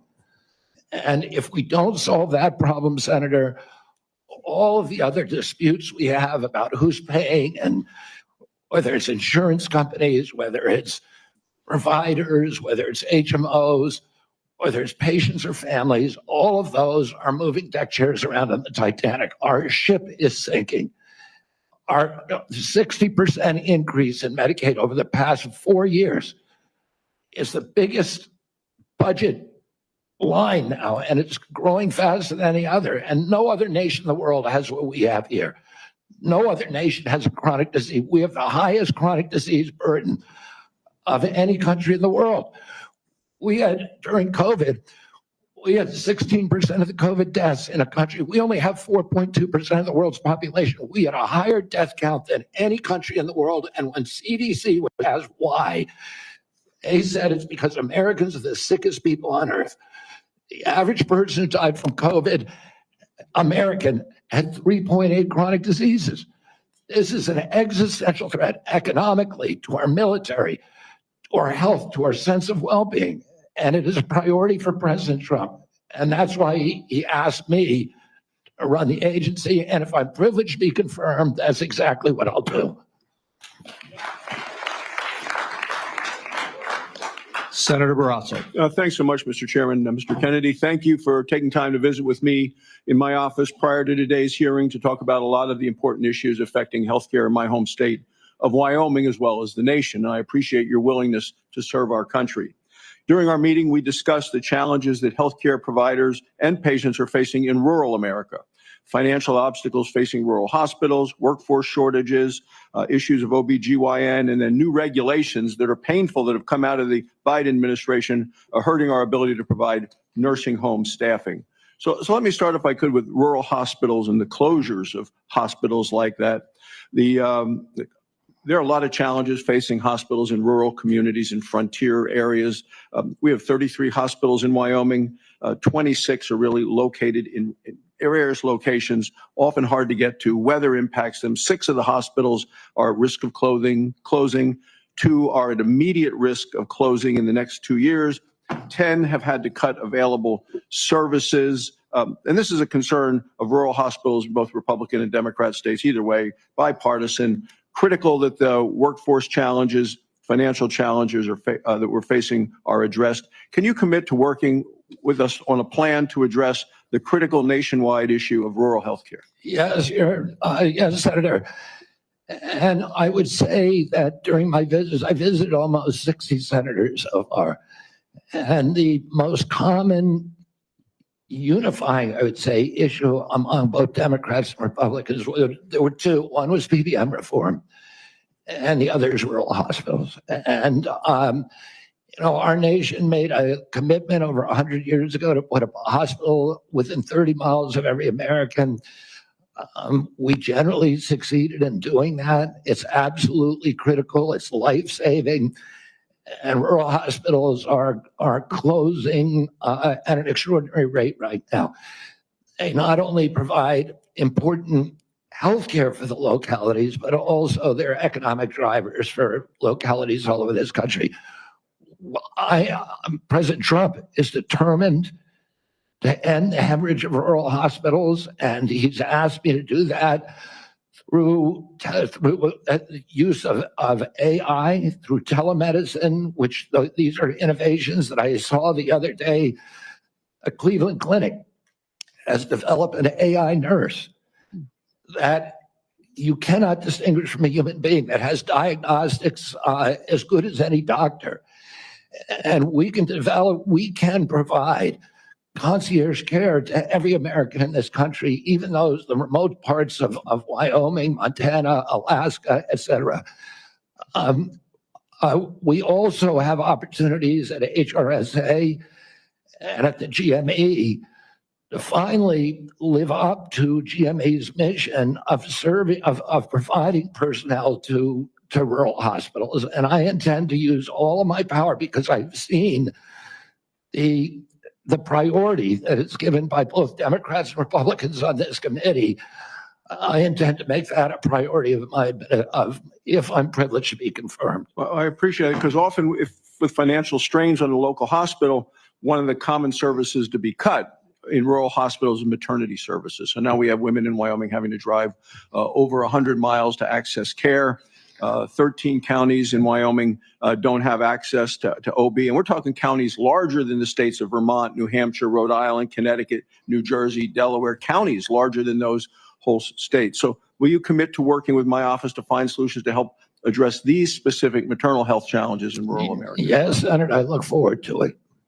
Another issue we specifically spoke about with this harmful Biden administration rule that have really been bad for our rural nursing homes. And it's a rule that would triple the registered nurse requirements in nursing homes.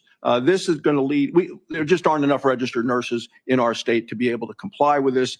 This would lead to nursing home closures across our state. Will you commit to working with me to fix this serious problem that it was a result of a rule that came out by the Biden administration, who clearly doesn't understand rural America? Yes, Senator, I think the rule was well-intentioned, but as you've said, and I've heard from many rural senators, it will be a disaster for their states. Some of the nursing homes, these are staffing rules that require 24-hour staffing by medical professionals. Some of the nursing homes in rural areas simply do not have the available personnel or the economics to be able to do that. It will mean the closure of nursing homes in rural areas across our country, which means the parents, the elderly parent, will be moved a great distance from the local community and their family. And we know that the single greatest driver of high quality nursing home care is the involvement, the proximity of family members. When you move that nursing facility away from the community where the kids live, you're going to get much worse care. So the intention, although it was noble, was in reality, for rural areas at least, it is going to be a disaster. Thank you. Thank you, Mr. Chairman. Thank you. Senator Johnson. Mr. Kennedy, welcome. Thank you for being here. Thank you for your decades-long advocacy for a clean environment, for children's health. I can't say as I'm surprised by the hostility on the other side. I'm highly disappointed in it. I don't know if you remember when you called me up and you were contemplating setting your political differences aside, joining forces with President Trump on an area of agreement, addressing chronic illness, trying to find the root cause of all these problems facing this nation. My first response was, Bobby, this is an answer to my prayers. We need to get to the answers of this, but even more, we need to heal and unify this divided nation. I'm not necessarily the most optimistic guy because we've got enormous challenges facing this nation, but I thought, wow, here's somebody from the left, somebody I don't agree with on many issues politically, coming together with President Trump and focusing on an area of agreement, something that the American people desperately want. Finding out the answers. What has caused autism? What is causing chronic illness? Ms. Kennedy, I think I've come to know what's in your heart. I think I know the personal and political price you've paid for this decision. I want to say publicly, I thank you for that. I truly appreciate what you're doing here. Can't we come together as a nation and do this? Can we do? Aren't you getting tired of this? I'm getting tired of this. So again, Ms. Kennedy, I need to enter in the record. These are just 11 letters of support signed by 63,000 people, thousands of doctors, from the American Association of American Physicians and Surgeons, Independent Medical Alliance, the North Carolina Physicians and Freedom Group, Governor Jeff Landry from Louisiana. These are Americans, nonpartisan. A lot of these people I know because I've advocated with you. A lot of them are Democrats. They put their political differences aside. So, Mr. Chairman, I'd like to enter this in the record. Without objection. I also do want to, Mr. Kennedy, as long as I have you here, I've written over 70 oversight letters to the federal health agencies under the Biden administration. I've virtually gotten squat out of them, okay? What I get is we get, for example, 50 pages of Anthony Fauci's emails redacted. Oh, by the way, the latest one was 17 pages. Instead of issuing a health alert on the myocarditis they knew was impacting young men early in 2021, instead of issuing an alert on the Health Alert Network, this guy's amazing. Developed 17 pages of talking points. This was given to the public under a FOIA request. They had to go to court. They've got a new way of redacting. They don't black things out. They just give you white pages. So you don't even know what they have redacted. So again, I've issued a subpoena now to cover the information I've requested in 70 oversight letters. My question to you is, as Secretary of HHS, will you honor these requests from Congress and will you make HHS transparent? Yeah, my approach to HHS, as I said before, Senator, is radical transparency. Democrats and Republicans ought to be able to come in and get information that was generated at taxpayer expense, that is owned by the American taxpayer. They shouldn't get redacted documents. Public health agencies should be transparent. And if we want Americans to restore trust in the public health agencies, we need transparency. I want to say something about what you first said. When I launched my campaign, it was about uniting Americans, Democrats and Republicans. There's no issue that should unite us more than this chronic health epidemic. There's no such thing as Republican children or Democratic children. These are our kids. 66% of them are damaged. I know what a healthy kid looks like because I had so many of them in my family. I didn't know anybody with a food allergy growing up, peanut allergy. Why do 5 of my kids have allergies? Why are we seeing these explosions in diabetes, rheumatoid arthritis, neurological diseases, depression, all of these things that are related to toxics in the environment?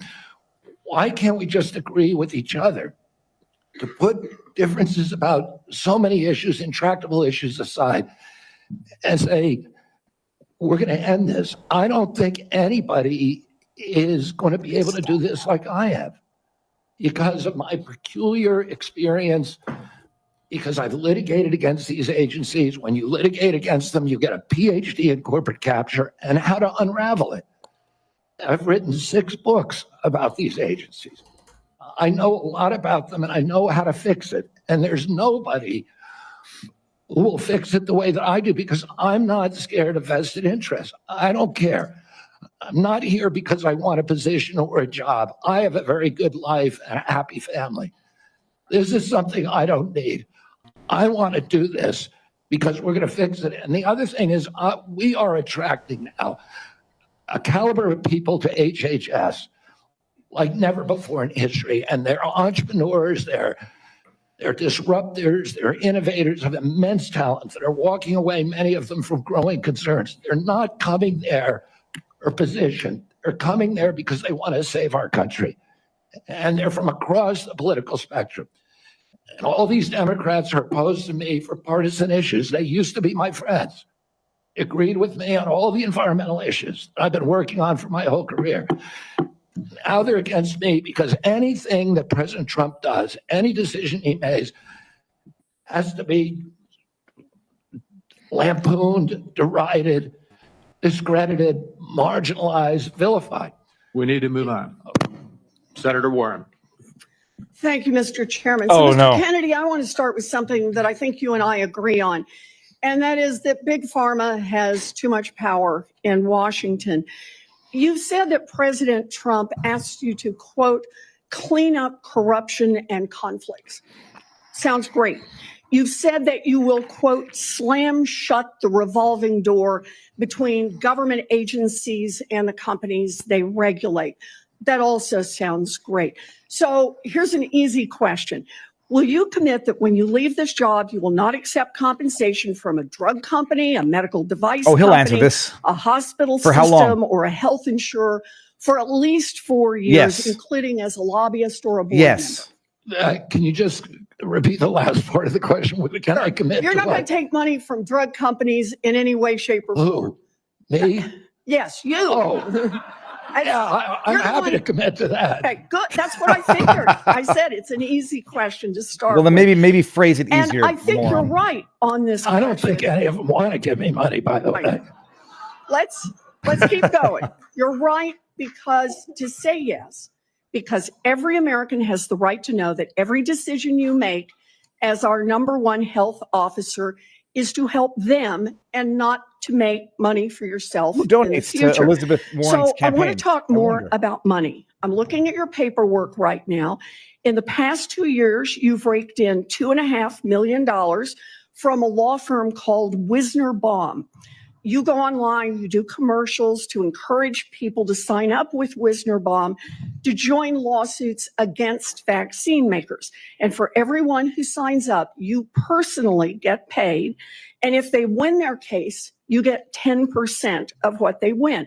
So if you bring in somebody who gets $10 million, you walk away with $1 million. Now, you just said that you want the American people to know you can't be bought. Your decisions won't depend on how much money you could make in the future. You won't go to work for a drug company after you leave HHS. But you and I both know there's another way to make money. So, Mr. Kennedy, will you also agree that you won't take any compensation from any lawsuits against drug companies while you are secretary and for 4 years afterwards? Well, I'll certainly commit to that while I'm secretary. But I do want to clarify something because you're making me sound like a shill. I put You're the together one that who got- case. Shut up, I did Elizabeth. Let him the answer. Science Day presentation of the judge on that case to get it into court. Mr. It's out for Kennedy, hearing. Mr. Kennedy, it's just a really simple question. Yeah, You've taken in $2.5 million. I want to know if you will commit right now that not only will you not go to work for drug companies, you won't go to work suing the drug companies and taking your rake out of why that not? Why while not? you're What would be wrong with that? secretary and for 4 years trying to after. think out loud. It's just- What would be wrong I'll with that? commit to not taking any fees from drug companies while I'm secretary. I'm asking about fees from suing drug companies. Will you agree not to do that? You're asking me to not sue drug companies, No, and I'm you not can going to agree sue to that, drug Senator. companies as much as you want. I'm not That's going to agree to checkmate. not sue drug companies or anybody. So That's let's do a checkmate. quick count here Elizabeth. of Protector how, of as pharma secretary of HHS, if you get confirmed, you could influence every one of those lawsuits. Well, let me start the list. You could publish your anti-vaccine conspiracies, but this time on U.S. government letterhead, something a jury might be impressed by. You could appoint I people don't to the understand that. CDC vaccine panel who share your anti-vax views and let them do your dirty work. You could tell the CDC vaccine panel to remove a particular vaccine from the vaccine schedule. You could remove vaccines from special compensation programs, which would open up manufacturers to mass torts. You could make more injuries eligible for compensation, even if there is no causal evidence. You could change vaccine court processes to make it easier to bring junk lawsuits. You could turn over FDA data to your friends at the law firm, and they could use it however it benefited them. You could change vaccine labeling. You could change vaccine information rules. You could change which claims are compensated in the vaccine injury compensation program. There's a lot of ways that you can influence those future lawsuits and pending lawsuits while you are Secretary of HHS. And I'm asking you to commit right now that you will not take a financial stake in every one of those lawsuits so that Barry will also benefit you financially down the line. I'll comply with all the ethical guidelines. That's not the question. You and I, you have said You're asking me, Senator, you're asking me not to sue vaccine pharmaceutical companies. No, I am you not. are. That's exactly what you're doing. No. Look, no one should Elizabeth, be you might want to fooled stop there. You here. might want to just be As quiet. Secretary of HHS, Robert Kennedy will have the power to undercut vaccines and vaccine manufacturing across our country. And for all of his talk about follow the science and his promise that he won't interfere with those of us who want to vaccinate his kids, the bottom line is the same. Kennedy can kill off access to vaccines and make millions of dollars while he does it. Kids might die, but Robert Kennedy can keep cashing in. Oh, shut the Senator, I fuck support up, vaccines. You disgusting scoundrel. I support the childhood schedule. I will do that. The only thing I want is good science, and that's it. How about then say you won't make money off what you do as Secretary of HHS? Before we go to Senator Tillis, I think would be important for me to make it very clear that Mr. Kennedy has gone through the same Office of Government Ethics process as every single other nominee in the Finance Committee this year and in previous administrations. In addition to listing his assets, including the items that you've identified, he has signed an ethics letter that has been reviewed by the Office of Government Ethics concerning any possible conflict in light of its functions and the nominee's proposed duties. And we have a letter from the Office of Government Ethics that he hasn't complied completely with all applicable laws and regulations governing conflicts of interest. Mr. Chairman, point of information here. Have we had a single nominee come through who's made $2.5 million off suing one of the entities that it would be regulating and plans to keep getting a take of every lawsuit in the future? Have we had that before? I haven't reviewed the past documentation of every other nominee's financial interests. And so, no, but I know that every single time we get a nominee, their financial interests are attacked. That's why we have the Office of Government Ethics. That's why they've reviewed everything that's in his record. And that's why he has even, I think, and I don't know that I want to ask him to get into it, but he has listed his assets and has gone through a discussion of the responsibilities under our ethics laws and has complied with all of those requirements. Senator Tillis. Thank you, Mr. Chairman. Mr. Kennedy, how's your morning going? So far, so good. Good.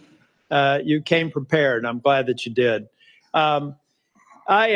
You, I believe, addressed to my satisfaction a question about Title X and the president's priority with respect to Planned Parenthood. Can you just affirm that you are 100% behind the president's policy on Title X and the implementation? I'm 100% behind it. Thank you. It's amazing to me that people, well, first off, you need to understand I was in a judiciary hearing this morning. It's very clear to me that some of these nominations are going to be shirts and skins. So no matter what you answer in the affirmative, they're going to ask you one more question so that you won't be able to answer in the affirmative. That's just the way the game gets played when we have nominees like lawyer. yourself. So I think you're handling yourself well. I got a Welcome to real the club, quick question for you. Are you a conspiracy theorist? That is a pejorative, Senator, that's applied to me, mainly to keep me from asking difficult questions of powerful interests. I was told that I was a conspiracy theorist. That label was applied to me because I said that the vaccines, the COVID vaccine, didn't prevent transmission and it wouldn't prevent infection, when the government was telling people, Americans, that it would. I was saying that because I was looking at the monkey studies in May of 2020. I was called a conspiracy. Now everybody admits it. I was called a conspiracy theorist because I said red dye caused cancer. And now FDA has acknowledged that and banned it. I was called a conspiracy theorist because I said fluoride lowered IQ. Last week, JAMA published a meta-review of 87 studies saying that there's a direct inverse correlation between IQ loss. All right. So I'm going to assume I could go on for about a week. Is there any one of them that you can say, you got me? That really was a conspiracy theory? Or are you in a position to submit for the record? I think it'd just be helpful for every one of these narratives for you to submit that maybe for the record. You said something about SNAP lunch. I was in the State House in North Carolina before I came here. And anytime I'd go visit an elementary school, the first thing I would do is go to the trash cans in the cafeteria. And what we have now are kids that are not eating the food because the dictates of the federal government have made it something that they don't want. But they say, well, it's a healthy alternative. It has processed materials in it, and it's not particularly attractive to them. So they throw it away. Trash cans full of food that these kids didn't eat. So then what do? They go eat snacks, or they go eat or they drink a sugared drink. The SNAP program, everything you've said about the SNAP program, I agree with. I think that we should be very, very strict about that. And it's going to make some people uncomfortable in the food manufacturing segment, produce healthy foods that we can put in the SNAP program. That's the way to address it. But we also need to look at the school health program. I was PTA president 22 years ago at my daughter's high school. And I feel like we've got these kids that need help. We've got to guide them through a process. Many of them are probably on Medicaid, and Medicaid's failing them. Everybody here says Medicaid is sacrosanct. Nobody's admitted that Medicaid is not producing positive health outcomes. Is that your problem in Medicaid right now, the program or the outcomes? Is the outcomes. We're spending $900 billion, and our people are getting sicker every single year. Yeah. So anybody President Trump wants people to have it, Americans to have a high quality insurance. Anybody who's building a case for the status quo of Medicaid is by extension saying that they're happy with the outcomes. I think it's unacceptable. I do have a question for you on Project Warp Speed. We supported the CARES Act. We had 97 people in the U.S. Senate vote for it. Everybody here, there's only one member of Congress that voted against it, I believe. And Project Warp Speed had CDC, FDA, NIH, and BARDA very much in the mix. Now, some people think that you're going to come in here and insert yourself into those agencies in a way that's never been done before. Let's say that they're a part of a future Project Warp Speed. Is it your intent to go in and do something that's never been done before, based on my staff's research, and insert yourself in a discussion that the scientists are dealing with in those different agencies? No, Senator. What I want to do is, I'm not a scientist. I want to empower scientists. I want to make sure that science is unobstructed by vested or economic interests.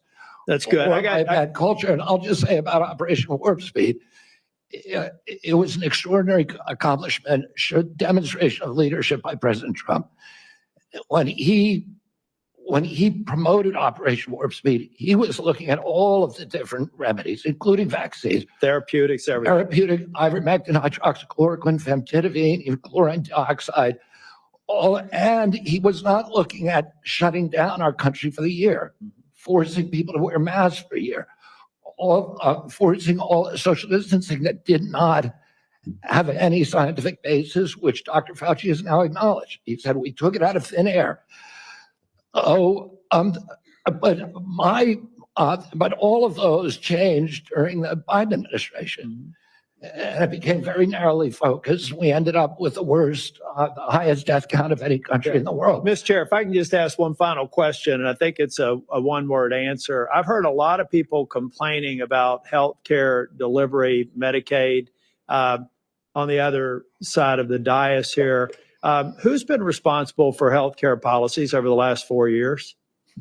The Biden. I mean, the president, the Biden. Okay. Yeah. So that I'd like to have heard more of those in oversight hearings over the last 4 years. I haven't, but I'm glad that there's an acknowledgement that you're inheriting a problem that needs to be fixed. Thank you. Thank you, Senator. Senator Sanders. Thank you, Mr. Chairman. Mr. Kennedy, thanks for being with us. I very much like the slogan that you coined, Make America Healthy Again. And I strongly agree with that effort. Despite spending, as you indicated, 2 or 3 times as much per capita on healthcare as other nations, we have 85 million people who are uninsured, underinsured. We have all kinds of chronic illnesses.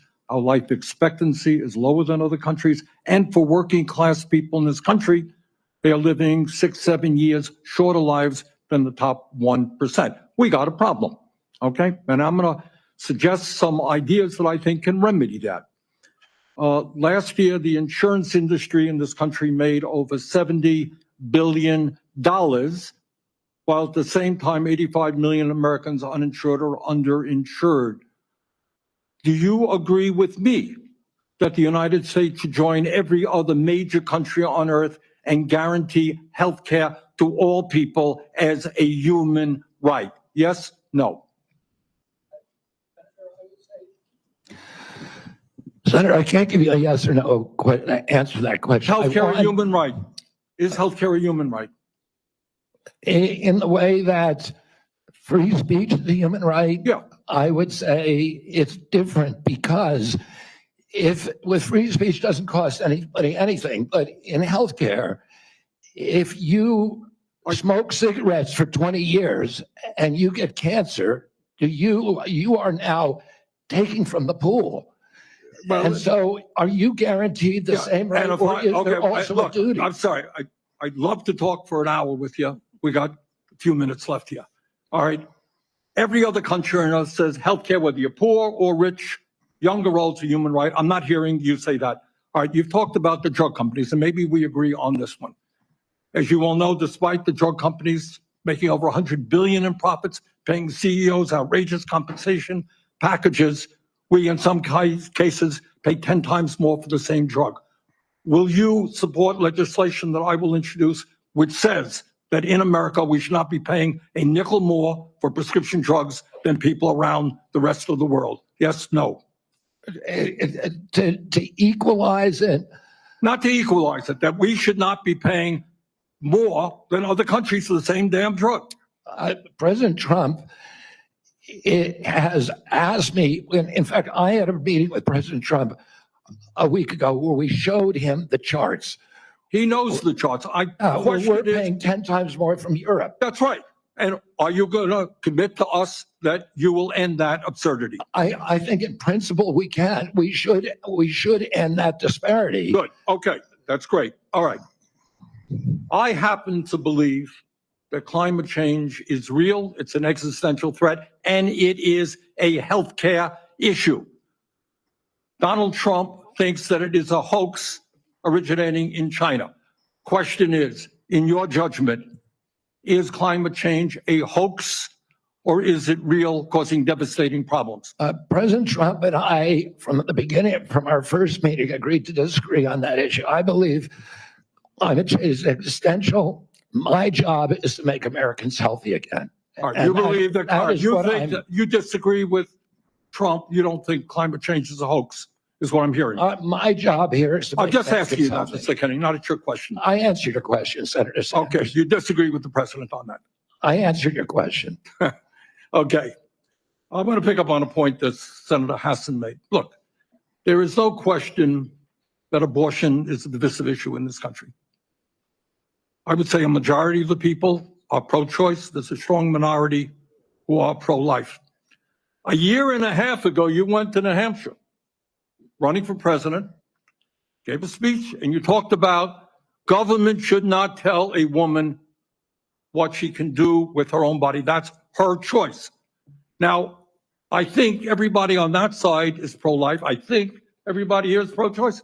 I have never seen any major politician flip on that issue quite as quickly as you did when Trump asked you to become HHS secretary. Tell me why you think people should have confidence in your consistency and in your word when you really made a major U-turn on an issue of that importance in such a short time. Senator, I believe, and I've always believed, that every abortion is a tragedy. But you told the people in New Hampshire that it was their right.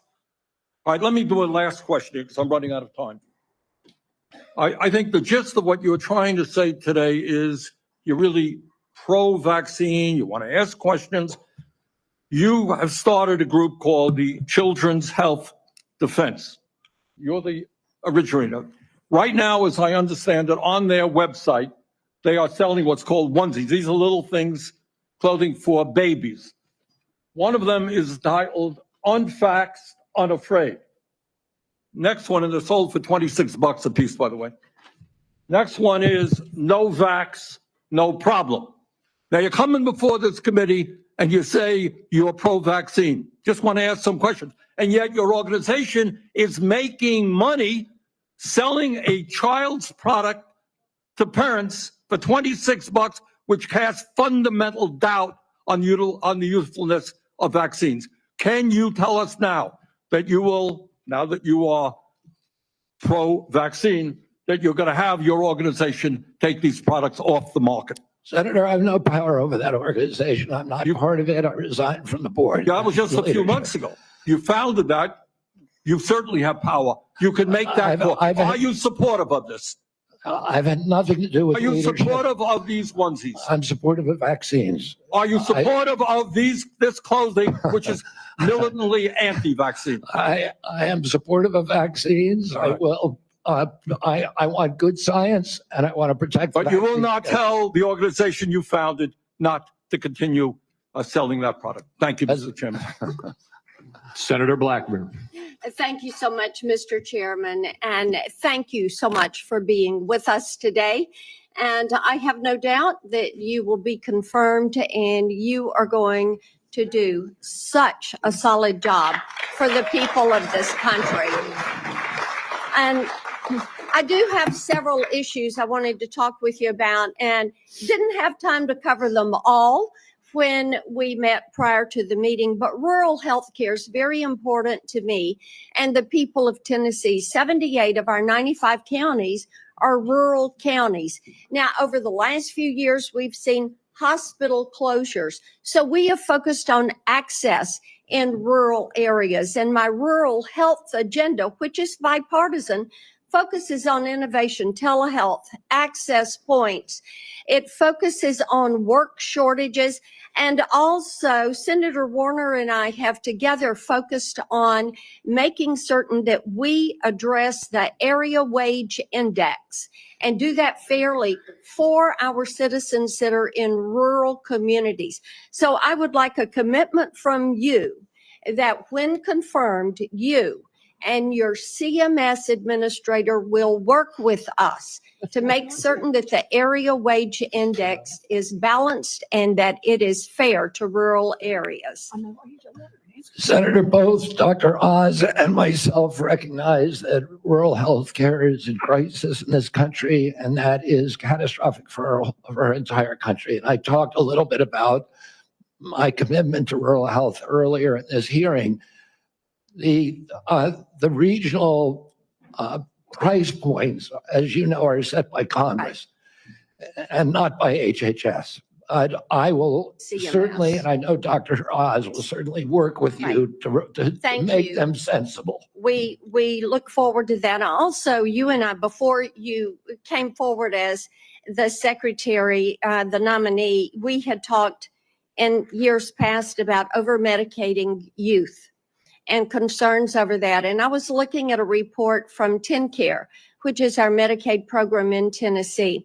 And I was concerned when I saw a number that TennCare had spent $90 million in 2024 alone on ADHD. This was 417,000 of our children.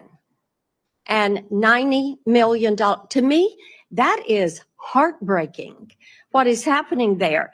So how will you prioritize oversight of prescribing practices while promoting alternative solutions such as counseling, behavioral therapies, community-based interventions for our youth? Exactly, and that's the solution. 15% of American youth are now on Adderall or some other ADHD medication. Even higher percentages are on SSRIs and benzos. We are not just over-medicating our children, we're over-medicating our entire population. Half the pharmaceutical drugs on Earth are now sold here. 70% of the profits from pharmaceutical companies are from the United States, even though we only have 4.2% of the world's population. Not only that, but a recent study by Cochrane Collaboration founder Peter Ghosh found that pharmaceutical drugs are the third largest cause of death in our country after heart attacks and cancers. Oh, they're not making us healthier. We need community health initiatives. We need access to treatment. We need exercise. We need better food. Okay, let me talk to you about one of those access points in treatment. And this highlights a problem we have in the federal Medicaid law. Since Medicaid's enactment, states have been prohibited from using Medicaid funds for care provided by institutions for mental disease. We refer to them as IMDs. These are psychiatric hospitals, residential treatment facilities with more than 16 beds. This is a discriminatory exclusion, and it denies payment for medically necessary care based on the illness that is being treated, and it has perpetuated unequal coverage in mental health care. So if you're confirmed, when you're confirmed, will you commit to working with me on repealing this discriminatory exclusion and ensuring equal access to mental health care for Medicaid beneficiaries? Yes, Senator. Thank you so much. I've got a question on PBM reform, one on artificial intelligence in healthcare. In the interest of time, I will yield back. I look forward to seeing you help make us healthy again. Thank you, Senator.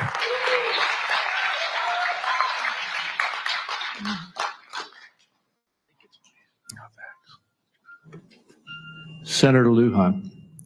What? No. You're next. I'm next. Excuse me, just,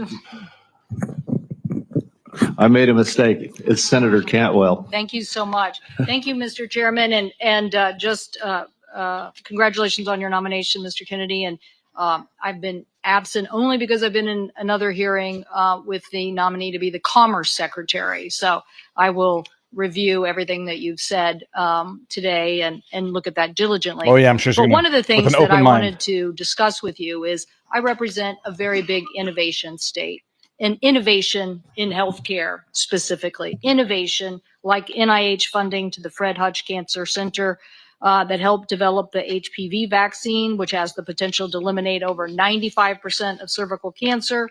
NIH also funds a lot of jobs and grants, nearly 11,000 people in the state of Washington, and over $1.2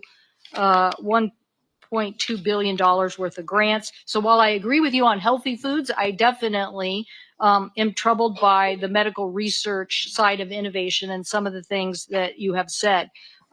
In fact, this issue about laying off 600 employees at NIH, or giving the fact that, to quote, give infectious disease a break for 8 years.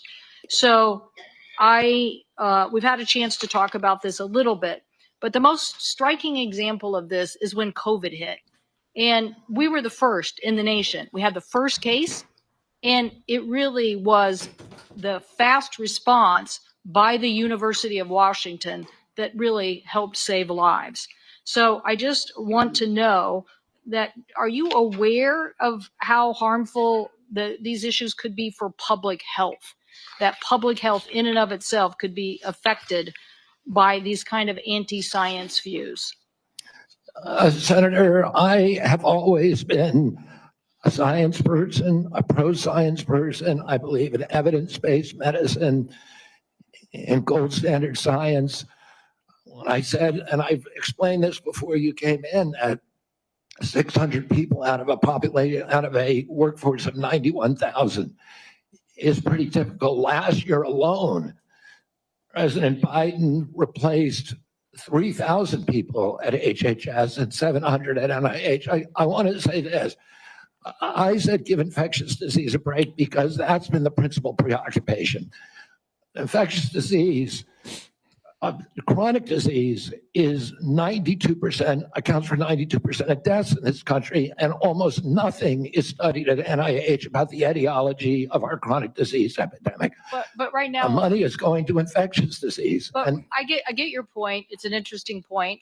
The problem is we had to respond, and it's actually the Gates Foundation and a flu cohort that figured out what was wrong, and that we had an outbreak of COVID that was going beyond the very first case. And so we had to build a very fast response. So I take this too. The University of Washington has conducted groundbreaking stem cell research on fetal tissue. To me, I know there's probably a lot of people that may not agree with this, but we're making regenerative heart tissue now at the University of Washington. So yes or no, do you commit to protecting stem cell research for scientific agencies if confirmed? I will protect stem cell research. Stem cell research today can be done on umbilical cords, and you don't need fetal tissue. You'll protect the laws that are on the books today and the research that's done. My job is, Senator, to enforce the laws. Okay, so I want to move to PBMs because PBMs are driving up drug prices. And one of the biggest things that we need to do here, I think, in a new administration is get a handle on everything that is driving up prices and lower them. The report found that PBMs generated $1.4 billion from spread pricing. That is where they are able to basically set the price, not reimburse pharmacies, and then pocket the rest. We've had bipartisan legislation in several different committees now to get at this. What do you think the solution is? I think one of the really notable achievements of this panel was the PBM legislation that they put together in a bipartisan way. I haven't met a single senator, well, actually one only, but of the 60-odd senators that I talked to, all of them talked about PBMs and how important it was. And President Trump, during his first administration, pushed through a law to give transparency to PBMs. It got overruled during the Biden administration. Luckily, this panel is resuscitating that. President Trump is absolutely committed to fixing the PBMs. My time is running out, so I just want to clarify. You believe that we should pass these laws that now have been proposed in the Senate? I haven't read the entire law, so I don't know, but I think that we need to reform the PBMs. I think we need to get rid of all of these vested interests that are draining money from the system. Okay, somebody suggested, though, that you thought you should convene the PBMs and talk to them about some sort of self-regulation. So I am trying to distinguish between these people who basically are doing illegal activities and ripping up. Really, they're creating pharmacy deserts in my state. So I'm asking you whether you believe that we have to legislate in this area. Again, I'm not being evasive. I just don't know exactly what the law says. I met with the PBMs. I met with pharma. My job is to meet with all the stakeholders. I've been meeting with stakeholders for 40 years. People I was suing, you want to hear from the other side. Well, that doesn't mean I would let the PBMs write their own ticket. I think I support the efforts of this committee to come up with bipartisan legislation. President Trump wants to get the excess profits away from the PBMs and send it back to primary care, to patients in this country, to high quality health care. I'll ask you for the record, since my time's expired, to look at the legislation that came out of the Commerce Committee that defines the legal activities that they are doing to drive up prices and get us an answer for the record. Thank you, Mr. In Chairman. principle, I support that legislation. Thank you. And let me just tell you the list as we have to move forward to the ending here.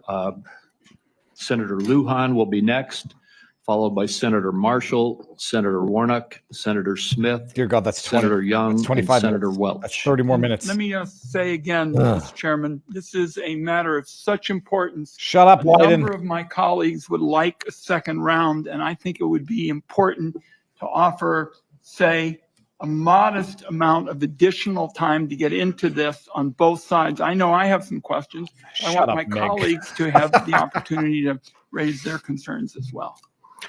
Well, I've said, as I have indicated to you, Senator Wyden, I'm not going to do a second round. I have been very generous with the senators. I think almost every single senator has had 7 minutes at least.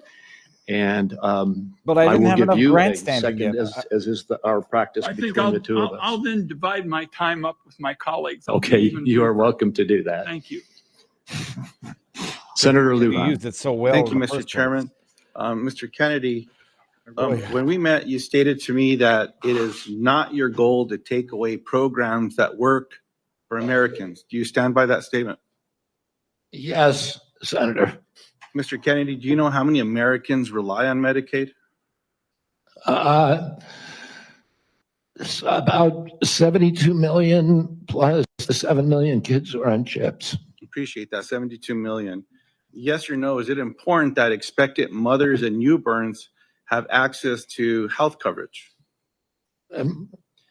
Is it important that expectant mothers and newborns have access to health coverage? Absolutely, Senator. Mr. Kennedy, do you know how many babies born in this country are covered through Medicaid? I would guess, I don't know the answer. I would guess about 30 million. I have it, Mr. Kennedy. About 41% or 1.4 million babies births are financed by Medicaid, according to the National Center for Health Statistics. Yes or no, do you believe that Medicaid is a critical program? I believe that Medicaid is a critical program, but that it's not working as well as it ought to be. And President Trump has asked me to make it work better, that most Americans are not happy with it. The premiums are too high, the deductibles are too high, and everybody's getting sicker. Too much money is going to the Kennedy? insurance industry. I have a series of yes or no questions. They're pretty simple. Because you heard we're not going to get a second round of questions, I ask for your indulgence You just to wasted time. be able to get to them yes or no. Wasted. In New Mexico, as you know, Medicaid is often measured state by state. It might surprise you if you look at some of those surveys. No In New question Mexico, yet. the response was 90% of New Mexicans on Medicaid report satisfaction getting care, 80% getting specialist care, 85% getting urgent care, 95% ease of filings out of focus. Not to pick on any one of my colleagues, but in Louisiana, 86% of people on Medicaid are satisfied with their interactions. 83% are satisfied getting care. 85% are satisfied getting specialized care. 82% getting urgent care. I can go on state by state, but we don't have the time today. Yes or no, do you support cutting Medicaid or reducing, and especially in an area where you and I spoke about with the federal investment in Medicaid, which is known as FMAP? President Trump has not told me to that he wants to cut Medicaid. He's told me to make it better. Do you support cutting, yes or no? Let me ask you this way, since it's only about I President support Trump. making it better, Senator. If President Trump asks you to cut Medicaid, will you do it? Well, it's not up to me to cut Medicaid. It would be up to Congress. And You don't want I'm to going to answer? work. I'm going to work. Mr. Kennedy, Mr. Kennedy, you don't want to answer? I'll move on. Do you know how many states will end? Mr. Chairman, if I may pause my time. So I understand that people are getting asked to leave if they stand up with signs, but there's a lot of other as well, Mr. Chairman. So it needs to be extended to everyone. As Mr. Kennedy said, we should respect each other when we have a difference of opinion. We're just trying to do our jobs here and trying to ask questions. That's all. And that's all I'm doing with Mr. Kennedy, folks. So I just hope that we can. Senator Lujan, you are right, and I ask the audience to please be respectful. Thank you, Mr. Chairman. I appreciate that very much. Mr. Kennedy, do you know how many states will end their Medicaid expansion if the federal share of Medicaid drops? Well, there's 40 states that have signed on to the expansion. So, It's a smaller number. So it's 9 states would quickly have to end their expansion because of the laws that they have. That's about 4 million folks across the country. And in New Mexico, Iowa, and Idaho, they have triggers that it would immediately have to go into effect if, in fact, that gets cut. The reason I'm asking those questions is there's been a lot of chatter and conversations around Medicaid. Now, I agree we can always do better, and we must be doing better in America. But Medicaid has been shown to improve health outcomes, including mortality, quality of life, and access to preventative care as well. And there's some areas, Mr. Kennedy, that you and I touched on specific to Native American communities. One of the concerns that I have are these programs matter to folks. You shared your passion about caring for folks. I believed that passion. My question in this area is, as you know, when folks are doing research and they're going to check to see if medicine works on someone, if they're not included in that trial, it often doesn't help them. That's what all the evidence shows. So what are you going to do when programs are eliminated to require the inclusion of Native Americans in clinical trials when it comes to life-saving medicine? I'm going to do everything I can to make sure that there's Native Americans in clinical trials. As I said to you when I visited your office, I spent 20% of my career working on Native issues. My family's been deeply involved with them. My father and uncle were big critics of the Indian Health Service, failure to deliver good health results or health care on the reservations. I'm going to bring a Native in for the first time in history into my central office, that all the major decisions in my office will be that he will have it. We've already interviewed a candidate, a very, very good candidate, will have direct impact on all the major offices. One of my priorities is to improve. I appreciate that. I have a follow-up in that space specifically. Will you commit to finalizing the congressionally mandated FDA guidance to increase clinical trial diversity?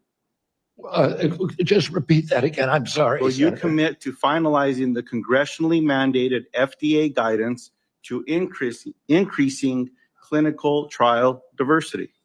Yes. I appreciate that. Will you commit to reinstating all of the pages that were eliminated and people that were fired from this administration that have this responsibility? I cannot commit to that because I don't know who they are. Well, there's I'll some folks commit out to there working with you to make sure those positions are adequately staffed. I will follow up in writing in those specific areas because I think there's some commonality here, but answers matter. And so I'd like to get those as timely as possible.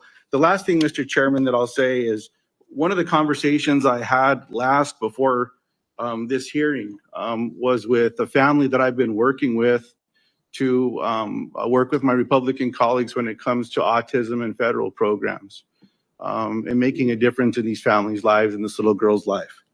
What I'm asking now, Mr. Chairman, is unanimous consent to enter into the record an article from Autism Speaks titled, quote, "Do Vaccines Cause Autism?" End quote.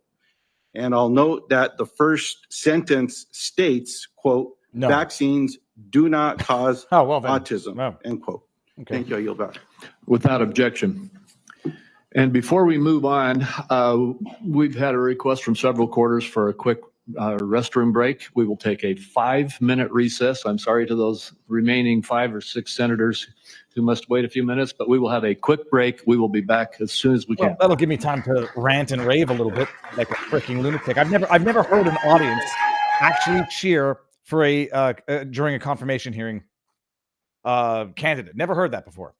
Let me put this in the backdrop so that we I'll hear when it comes back up and I'll bring it back in. I'm on watching this one through RSBN, but it's basically the live feed. All right, some thoughts, people, because I've had them. First of all, I had to go. Speaking of healthy foods, I just went and ate 4 eggs, spinach, a little bit of cheese, salt and pepper, and Mountain Valley Water. Hashtag not an ad. But it might be perfect time for our sponsor, actually. Holy crab apples, people. So we'll get into it. We got time. A pee break and, something that makes people pee-pee is coffee. Hold on, what is this? Sorry, I hear something in the backdrop. There is a sponsor for today's show, people, and it's quality good stuff, and it's 1775 coffee. Couldn't be more fitting for what we're watching today. First of all, for those of you who are having trouble staying awake during this confirmation hearing, it might help you do just that. Speaking of good stuff, new studies show that drinking 2 to 3 cups of coffee every day can slash your risk of death by 29% and heart complications by nearly half.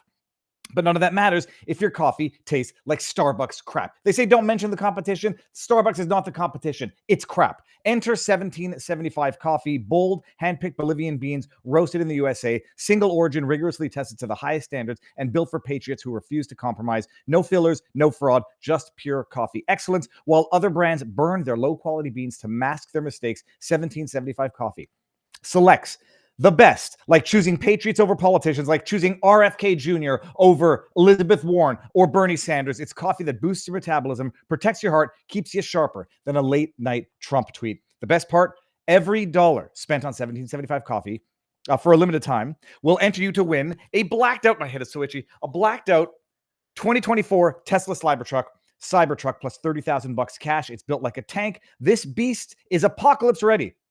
With the power to handle anything, whether it's your morning commute or the end of the world, go over to 1775coffee.com. Promo code VIVA gets you 15% off.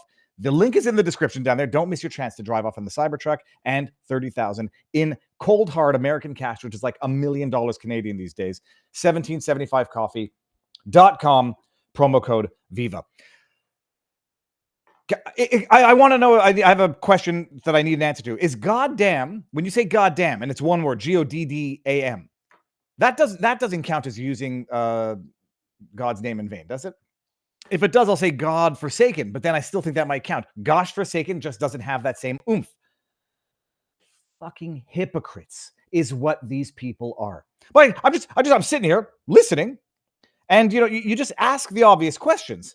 When you see Elizabeth Warren on her high and mighty, self-righteous pedestal, her horse that is, I was going to make jokes there, but I can't. I don't know what's too politically incorrect. On her high horse, Elizabeth Warren, she gets RFK Jr. Yeah, I'm not taking, you think I want money from pharma companies? Liz Warren, a little methinks the lady doth confesseth through projectioneth too mucheth. She gets him to say, yeah, okay, I won't take any money from pharma companies for my 4 years after I'm Secretary of HHS. Like RFK ever wants money from pharma companies. Maybe if they developed, I don't know, something good that actually worked. I mean, but still probably not. But he says no, obviously. Do you know? I mean, look, it's take it for what it's worth. I don't know how accurate these things are. I just say, oh, okay, fine. So who contributes? Does pharma contribute to Elizabeth Warren's campaigns? Look at this. Individual contributions during 2019-2020 election cycle, Warren received significant contributions from those in the pharmaceutical sector. According to Post on X, she amassed over $821,000 from pharmaceutical industry donors because companies can't donate, making her one of the top recipients in the sector. You know what that's called? Liz, you're a goddamn hypocrite. But thank you for allowing RFK to confirm. No, he doesn't want the money. He won't take the money. Who else is a flaming hypocrite? Bernie. What was the business with the onesie? I'm sorry. Are they not allowed selling merch to raise legal fees to pay for their lawsuits? That's an amazing thing. You're selling a onesie.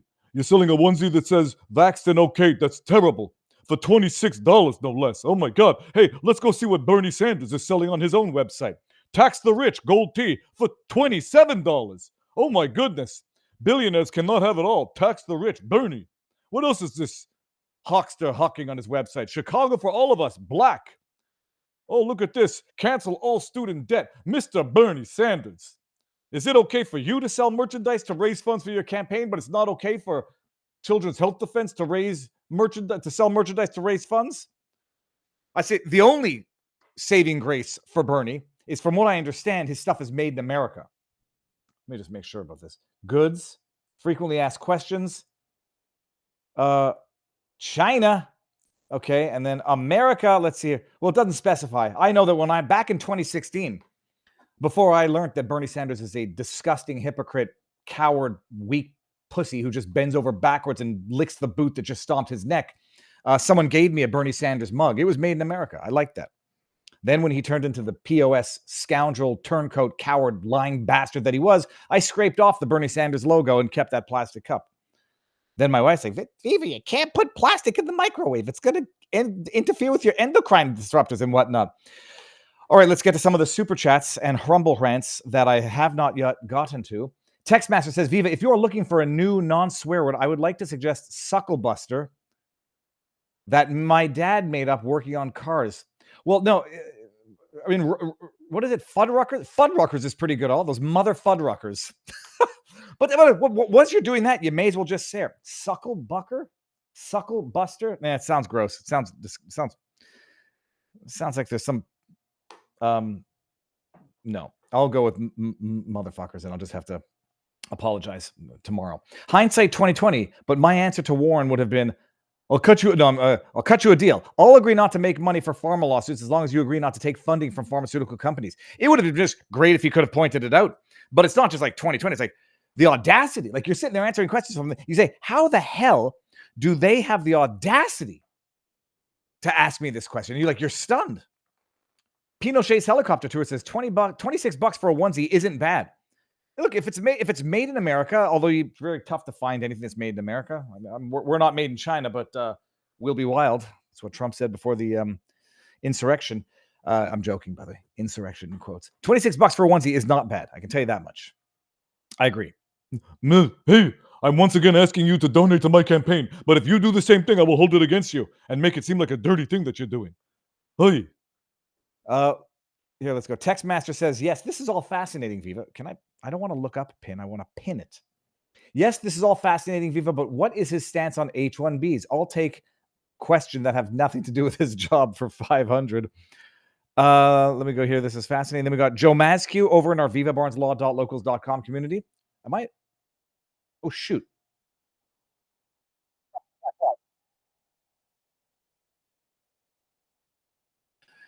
3% of Americans were obese. Today, 74% of Americans are obese or overweight. No other country has anything like this. In Japan, the obesity rate is still 3%. And epidemics are not caused by genes. Genes may provide the vulnerability, but you need an environmental toxin. Something is poisoning the American people. And we know that the primary culprits are changing food supply, the switch to highly chemical intensive processed foods. We have 10,000 ingredients in our country, in our foods. The Europeans have only 400. If you buy McDonald's French fries in our country, there's 11 ingredients, my understanding. In Europe, there's only 3. If you buy Fruit Loops in our country, they're loaded with food dyes, with yellow dye, red dye, my blue wife dye, did this and when she many went to other Canada. ingredients. The same company makes the same product with different ingredients for Canada and Europe. And at age, we don't have good science on all these things. And that is deliberate. That's a deliberate choice not to study the things that are truly making us sick, that are not only contributing to chronic disease, but to mortalities from infectious disease. We need to get a handle on this, because if we don't, it's an existential threat. Our country is not going to be destroyed because we get the marginal tax rate wrong, or because we get one of these culture war issues that we've been talking about today wrong. It's going to be destroyed if we continue down this trajectory of chronic disease. We need to fix our food supply, and that's the number one. Thank you, Mr. Kennedy. Certainly, I share your concern with ultra-processed foods. On the other end of this food chain are my farmers and ranchers back home. Would you just take a second and share your compassion, how you feel about farmers and ranchers, that they respond to the market? They don't dictate the market. They grow what the market is wanting them to grow. And Senator Hawley told me the other day that his brother-in-laws are all farmers. And he said 4 out of every 5 of his brother-in-laws has Parkinson's disease. And that kind of cluster we're seeing across farm country of cancers, autoimmune diseases, obesity, et cetera. Oh, and we can now not export American food to Europe because the Europeans won't take our food. That's not good for farmers. We're also destroying our soil because some of the chemicals that farmers use destroy the microbiome, and that causes the erosion of the soil. You can't get water infiltration. Water pools up and it washes the soil off. Agronomists now estimate that we only have, if we continue doing these processes, only 60 harvests left before our soil is gone. So farmers are using seeds and chemicals that are over the long term are costing them and us. And what we need to do is we need to support the farmers. We need the farmers as partners if we're going to make them work. And I don't want a single farmer to go out of business under our watch. I don't regulate farms. If I'm privileged to be confirmed, I'm not regulating farms. That's under USDA. But I want to partner with all of my decisions with USDA and with the farm community to make sure that we don't lose more farmers in this country, but that we also transition. We offer and incentivize transitions to regenerative agriculture, to no-till agriculture, and to less chemically intensive. And by the way, I've also met with the chemical industry and the fertilizer and herbicide companies, and they want to do the same thing. Oh, and I think we're on the trajectory to do that, and we need to incentivize initiatives to accelerate that trajectory. Mr. Chairman, if I could, the great news is that my farmers in Kansas are selling products to Europe, that today's regenerative practices, soil health, all those things are priorities for Kansas farmers. Many of us are doing many of those things already. We just need it to be more widespread. If I could just wrap up my remarks, though, is that, again, going back to the big picture here, 60% of Americans have a chronic disease. Mr. Kennedy, I believe for such a time as this, that you're not just one of 300 million people. I think that you are the person to lead HHS to make America healthy again, that God has a divine purpose for you, and I look forward to your confirmation and working with you to make America healthy again. Thank you, Senator. Thank you. Senator Warnock. Thank you so much, Chairman Crapo and Ranking Member Wyden. It's great to be here. Mr. Kennedy, welcome. Welcome to you and to your family. Thank you for meeting with me a few days ago. I'd like to follow up, if I might, with some of the issues that we discussed in my office. I want to talk to you first about the CDC, or the Centers for Disease Control and Prevention. I'm proud of the work that the CDC does, proud that it's located in Georgia with more than 10,000 employees in my state. If confirmed, you would be the cabinet secretary over the CDC. Representing HHS is about 29% of the federal budget. CDC is a part of that. Do you agree that the CDC's work is critical to Georgia, critical for our country, and the health of the entire world? Yes, Senator. Senator Isaacson, my Republican predecessor, would have agreed with that. Bless his memory. He was a fierce advocate for the CDC, as am I.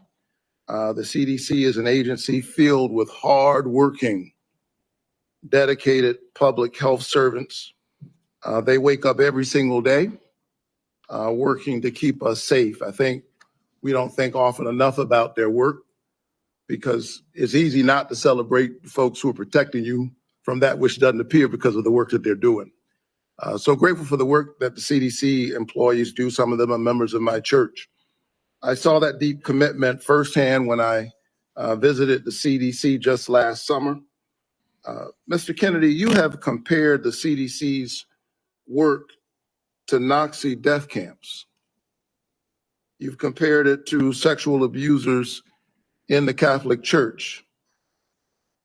You've also said that many of them belong, this is a direct quote, many of them belong in jail.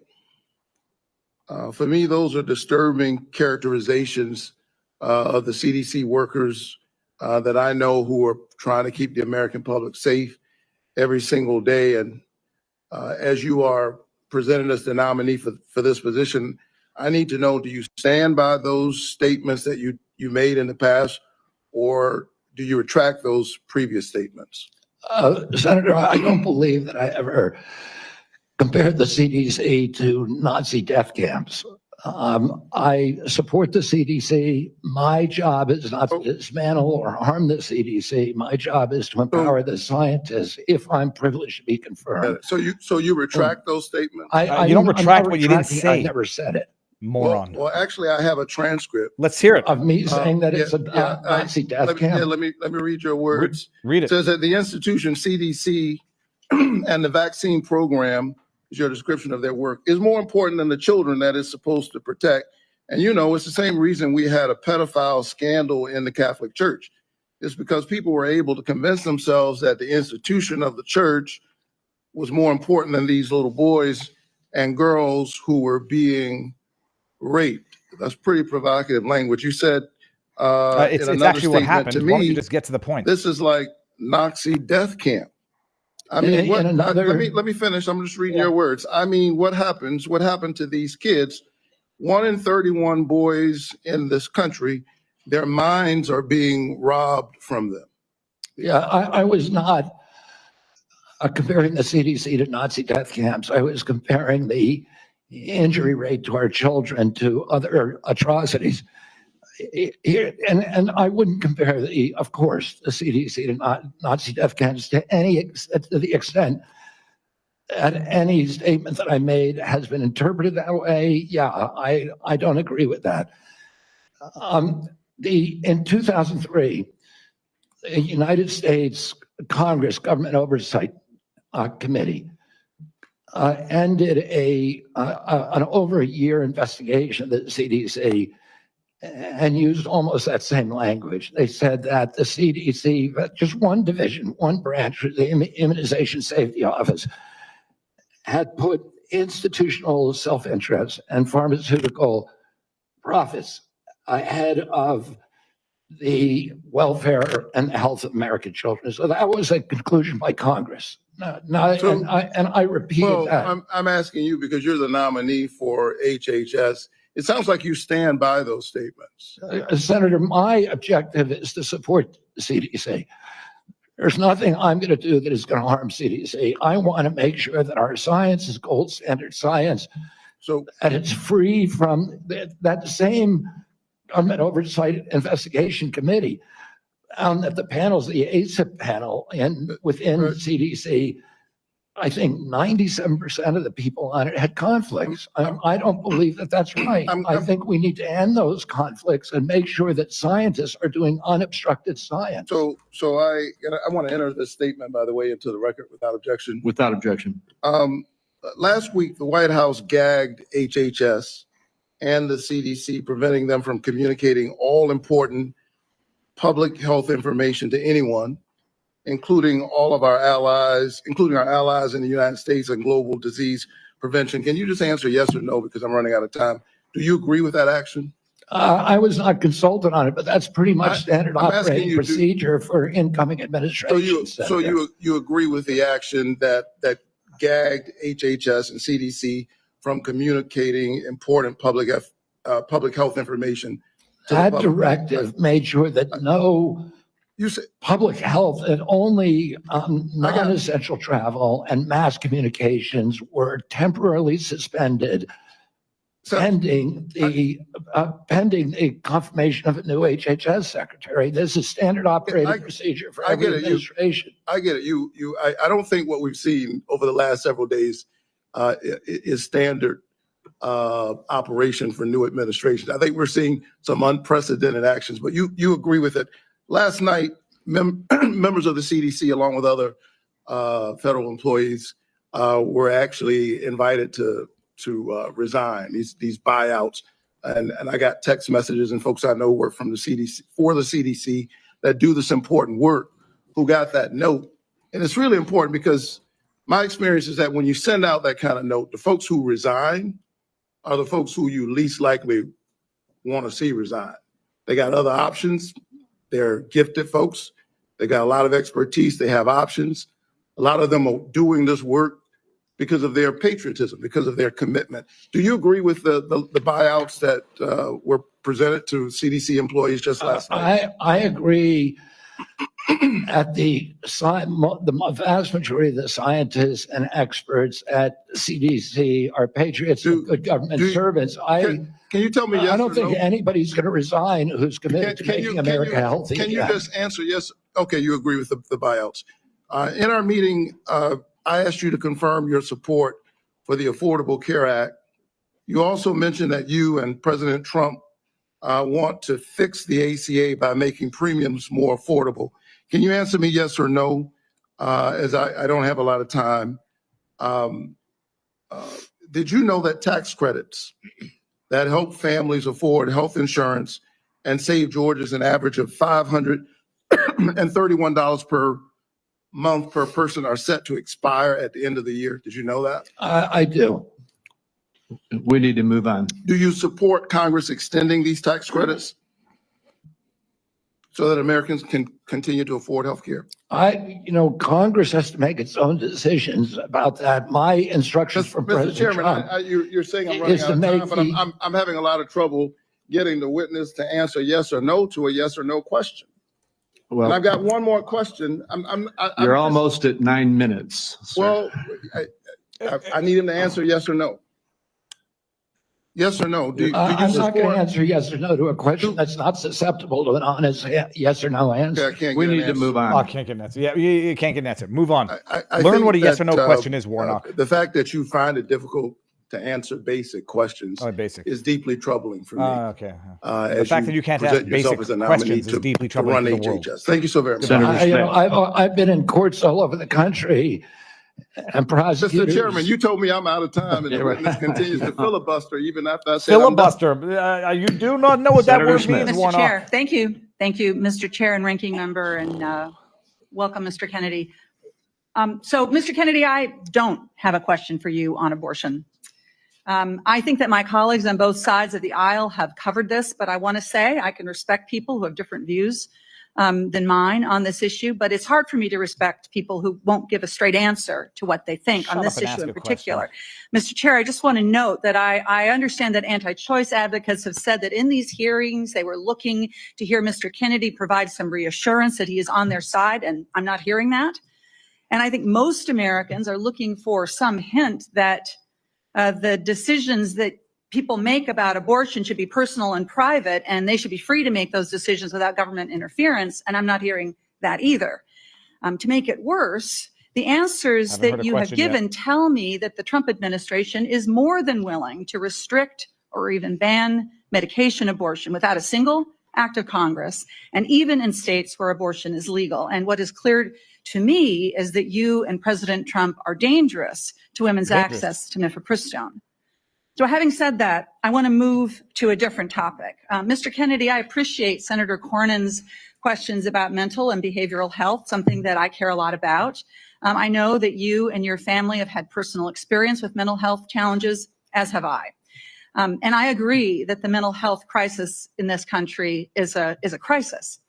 So let me ask you, in an interview in 2023 and again in 2024, you blamed school shootings on antidepressants. Blamed You or said, attributed? and this is a quote, there is no time in American history or human history that kids were going to shoot schools and shooting their classmates. It really started happening coterminous with the introduction of these drugs, with Prozac and with other drugs. Do you disagree with so that? do you believe, as you've said, that antidepressants cause school Cause or shootings? correlate This is to? should be a simple question. Yeah, cause I or don't correlate. think anybody can answer that question, and I didn't answer that question. I said it So should your be answer studied. is- Shut up and let him answer. I is what said his it should answer be is. studied along with other potential culprits So like they may cause social media, But I don't know. I would never make, because there's no science on that, Well, Senator. there is, Senator, there is, Mr. Kennedy. Thank you for the promotion. The science shows that there is no Promotion. link between school shootings and antidepressants. And in fact, most school shooters were not even treated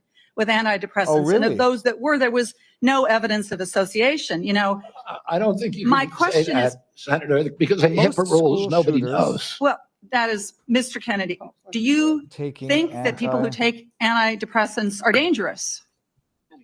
I think, listen, I'm not going into HHS if I'm privileged to be confirmed with any.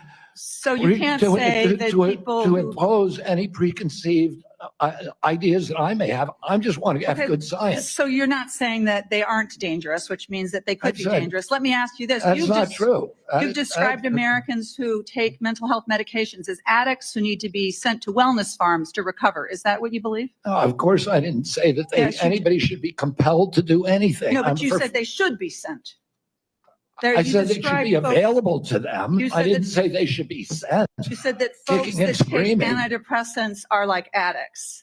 That I can provide that. Oh, I Mr. think they Chair. should have the availability. Listen, I know people, So- including members of my family, who've had a much worse time getting off of SSRIs Yep. than they did than people have getting off of heroin. It's the withdrawal period is, I mean, and it's written actually on have the some- and it's label. neurological. I have some This is very experience well with this documented. myself, Mr. Kennedy. This is personal for me. When I was a young woman and I was struggling with depression, thankfully, I had the resources to help me get through it, including a new generation of SSRI uptake inhibitors, Is she which sure she helped to wants to clear be my sharing mind, this? get me back on track, Clear to being my a mind. mom and a wife and a productive, happy person. And I'm really grateful for that therapy. So I have some experience with this, Okay. and I think that everyone should have access to that care. And your job as secretary is to expand access What was it to like care, getting not off of them? to spread lies and misinformation. What was And, it you know, like getting things off that the you SSRIs? say, Mr. Kennedy, they live on. They have impact. And, you know, we're having this conversation at the same moment that my Republican colleagues are looking to try to figure out how to save money any way they can. And so they want to cut Medicaid. Let's just think about this for a minute, because you're going to be, should you be confirmed, You will be. would be responsible for CMS, which provides mental and behavioral health care to millions of Americans. Close to 40% of folks on Medicaid have What's a the behavioral health senator's name? condition. And you would be part of this administration that would be looking to cut Medicaid. So, Mr. Kennedy, these statements that you've made linking antidepressants to school shootings, they reinforce the stigma that people who experience mental health every day face every single day. And I'm very concerned that this is another example of your record What is this of woman's sharing name? false and No, that's misleading not what her name information is, that people. actually really Smith from hurts Minnesota. people. Okay. Senator, you're Thank you, Mr. mischaracterizing my statements. I am only putting into the record what you have said, Mr. You're Kennedy. mischaracterizing my statements, and I'm happy that you had a good experience on SSRIs. Many Americans have very good experience on it. Others have That would not. be an issue between them and their physicians, and not for And the exactly. future head of HHS to be just putting out misinformation Exactly. about the dangers of SSRIs and other antidepressant medication, spreading the stigma and the fear that we're actually trying to overcome. Do you think physicians, when they make that prescription, ought to have access to good science? Of course they do. And Right, I that's don't all I think that, believe too. Then you and I are in agreement, Senator. and to your point that you made when you made these statements, it was not based on good science. I don't know what it was I based was saying on. the science needed to be done. I was saying these are potential culprits. I were co-chairman, and I named other things. I said video games. I said social media. I said SSRIs. SSRIs have a black box warning of suicidal, Mr. homicidal Chair, behavior. Mr. Chair, I will submit to the chair the information that I Tina have Smith. about what Mr. Kennedy has said of linking antidepressants to school shootings. Thank you. Yeah, it's Tina Smith. Okay. Senator Young. Thank you, Mr. Chairman. Good to see you, Mr. Kennedy. To follow up on that spirited exchange, in talking with you and reading about your vision for the department, you said one of your goals is to return public health agencies to the gold standard of scientific review. You've alluded to the gold standard a number of times today. So I'm going to give you an opportunity, uninterrupted, but hopefully not too extensive, to tell me and others what you mean by this gold standard. The gold standard means real scientific research with replication of studies, which very rarely happens now at NIH. We should be giving at least 20% of the NIH budgets to replication. We should make sure that all the science is published with the raw data. We should make sure that the peer reviews are also published. And I'll give you a quick example. 20 years ago, NIH scientists did a study on Alzheimer's, which they said it was caused by amyloid plaque. After that, NIH shut down studies of any other hypothesis. 20 years later, we now know that those studies were fraudulent. NIH has funded 800 studies on a fraudulent hypothesis, and we've lost 20 years in figuring out a cure for Alzheimer's. And that's just one example. I could give you hundreds. We need to end that. We need to end the old boy system. We need to have replicatable science and be completely transparent about raw data. Thank you, sir.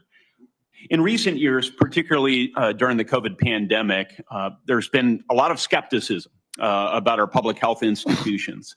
Some of this, I would say, is warranted, but it's now created a pervasive lack of trust from the public that these institutions are acting in bad faith or failing to act in objective criteria, failing, in short, to act in the best interests of the public. If confirmed, Mr. Kennedy, how will you work to regain the public's trust? I suspect it will take some time in these important public health institutions.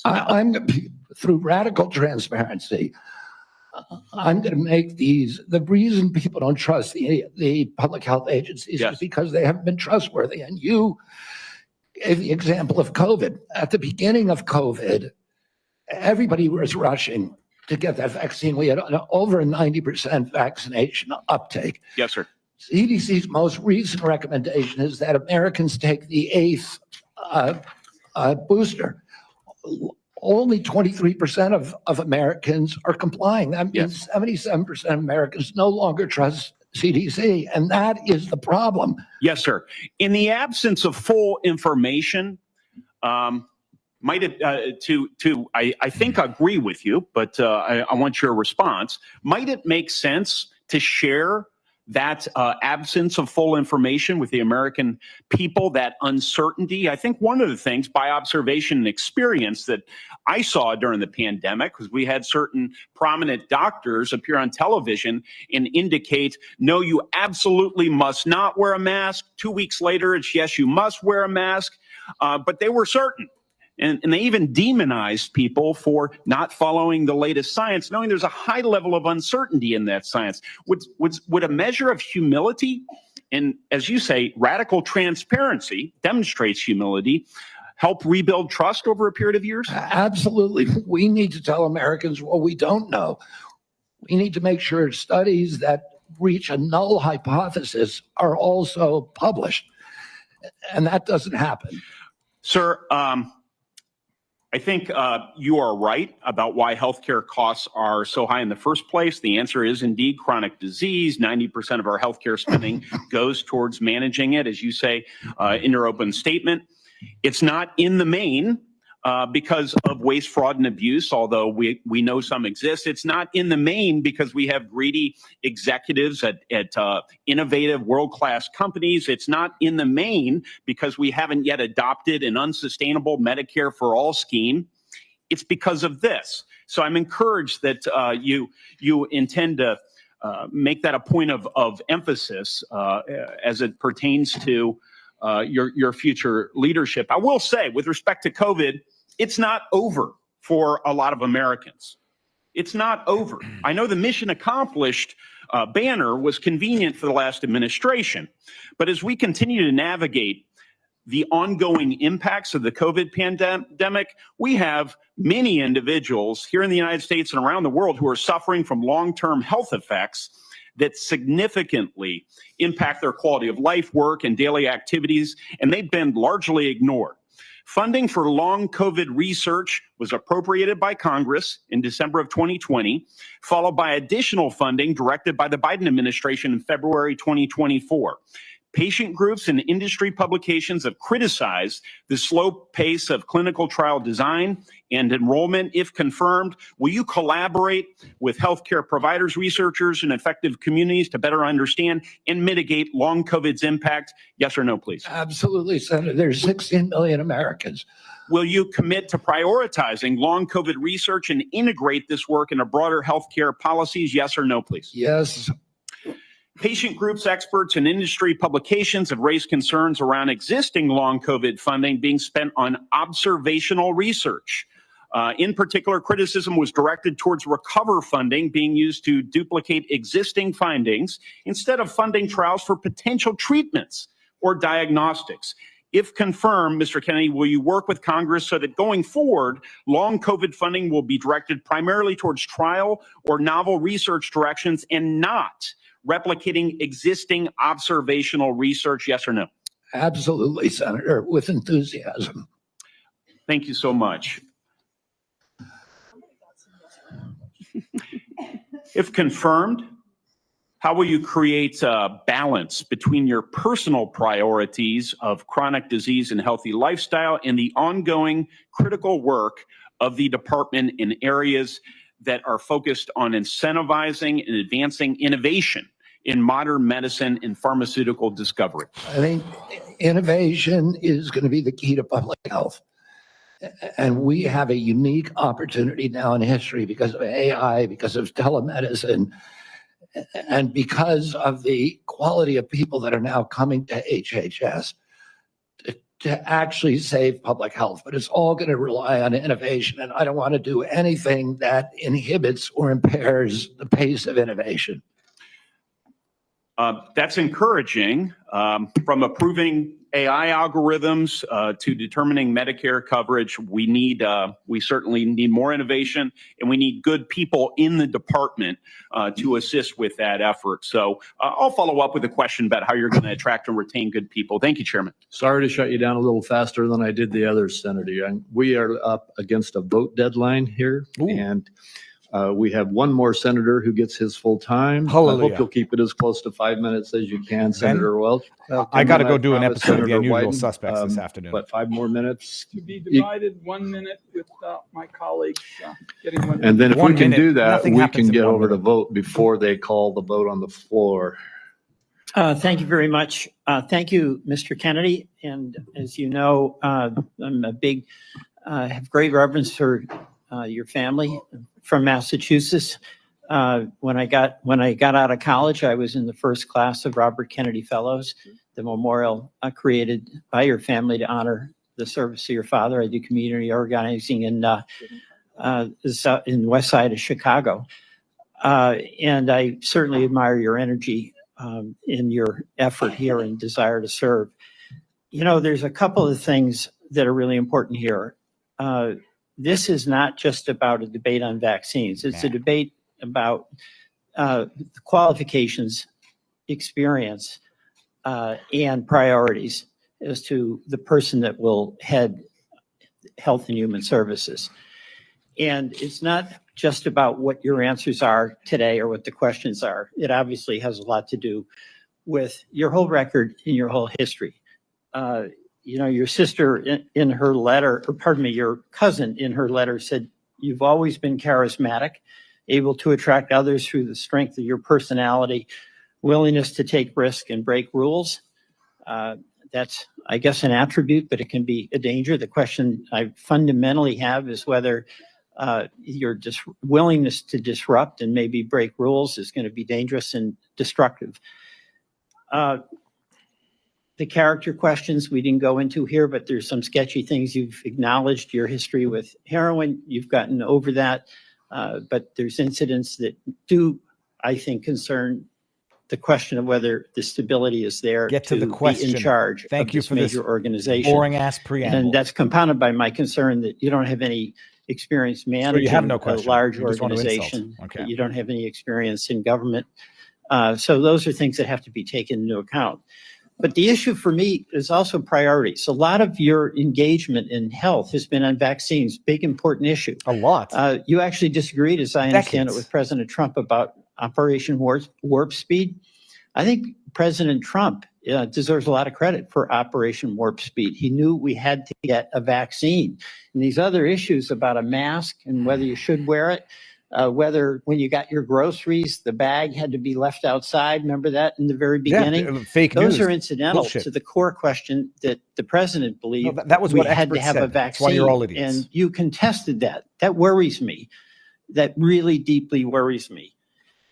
The other questions, Senator Cassidy asked you some questions about our healthcare system. I happen to believe that our healthcare system is profoundly broken. And it's not just about the chronic illnesses. That's about our diet. That's about our exercise. But we are getting premium increases in Vermont of 20% a year, 25% a year. And it's busting the bank for taxpayers. It's busting the bank for our wonderful Vermont employers who care about having health insurance that they can provide to their employees. Senator Cassidy asked you a couple of questions about how you would reform Medicaid, and I didn't hear an answer. You mentioned that you thought Medicare Advantage was good. You have a good plan. No focus on what an incredible ripoff was reported in the Wall Street Journal by United Healthcare, which was marketing Medicare Advantage and then paying doctors and nurses where they had assignments essentially to diagnose illnesses that didn't exist. So they made billions and billions of dollars. And I've seen nothing coming out of the Trump administration, and I've seen nothing coming out of your advocacy that is going after what is a rampant abuse by the insurance companies and overcharging people and not doing the job. And by the way, the United Healthcare people, when they did that, they overdiagnosed. When the person really got sick, they dumped them. They dumped them.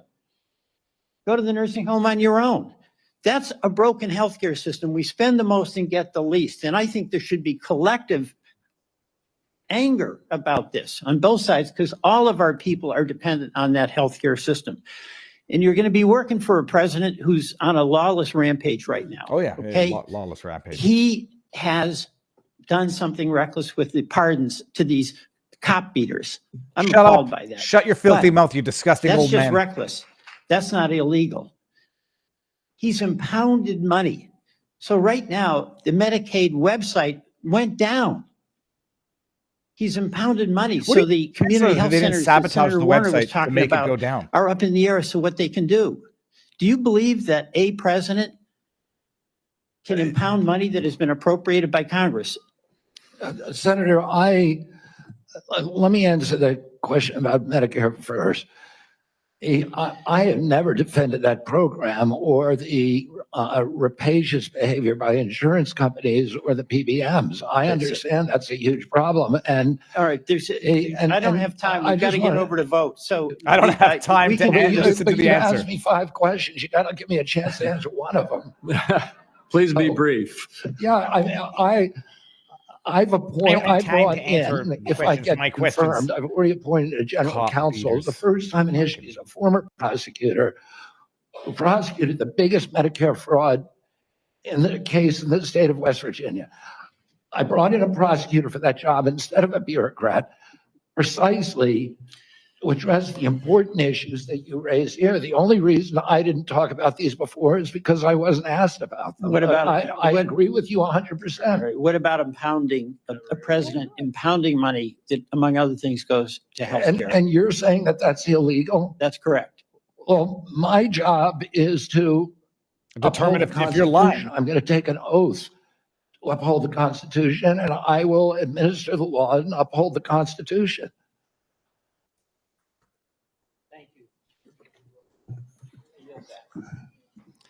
Mr. Chairman, I believe under what we've discussed, I control 5 minutes. I'm going to take 1 and give one to each of my 4 colleagues that remain.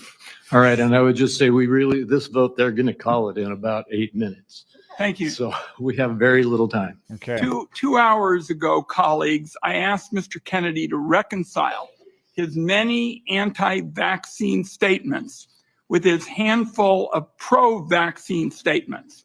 Instead, he gave us a word salad. I don't hear a question. And ducked the issue. Wyden, they should call The you same was Leiden. true, Mr. Kennedy, with respect to Wyden? measles, where you wrote a Wyden? book playing down the Wyden? threat of measles, even though American families are very concerned about it. And apparently families are still mourning in Samoa. And my last point would be that Mr. Kennedy said today really wasn't about him.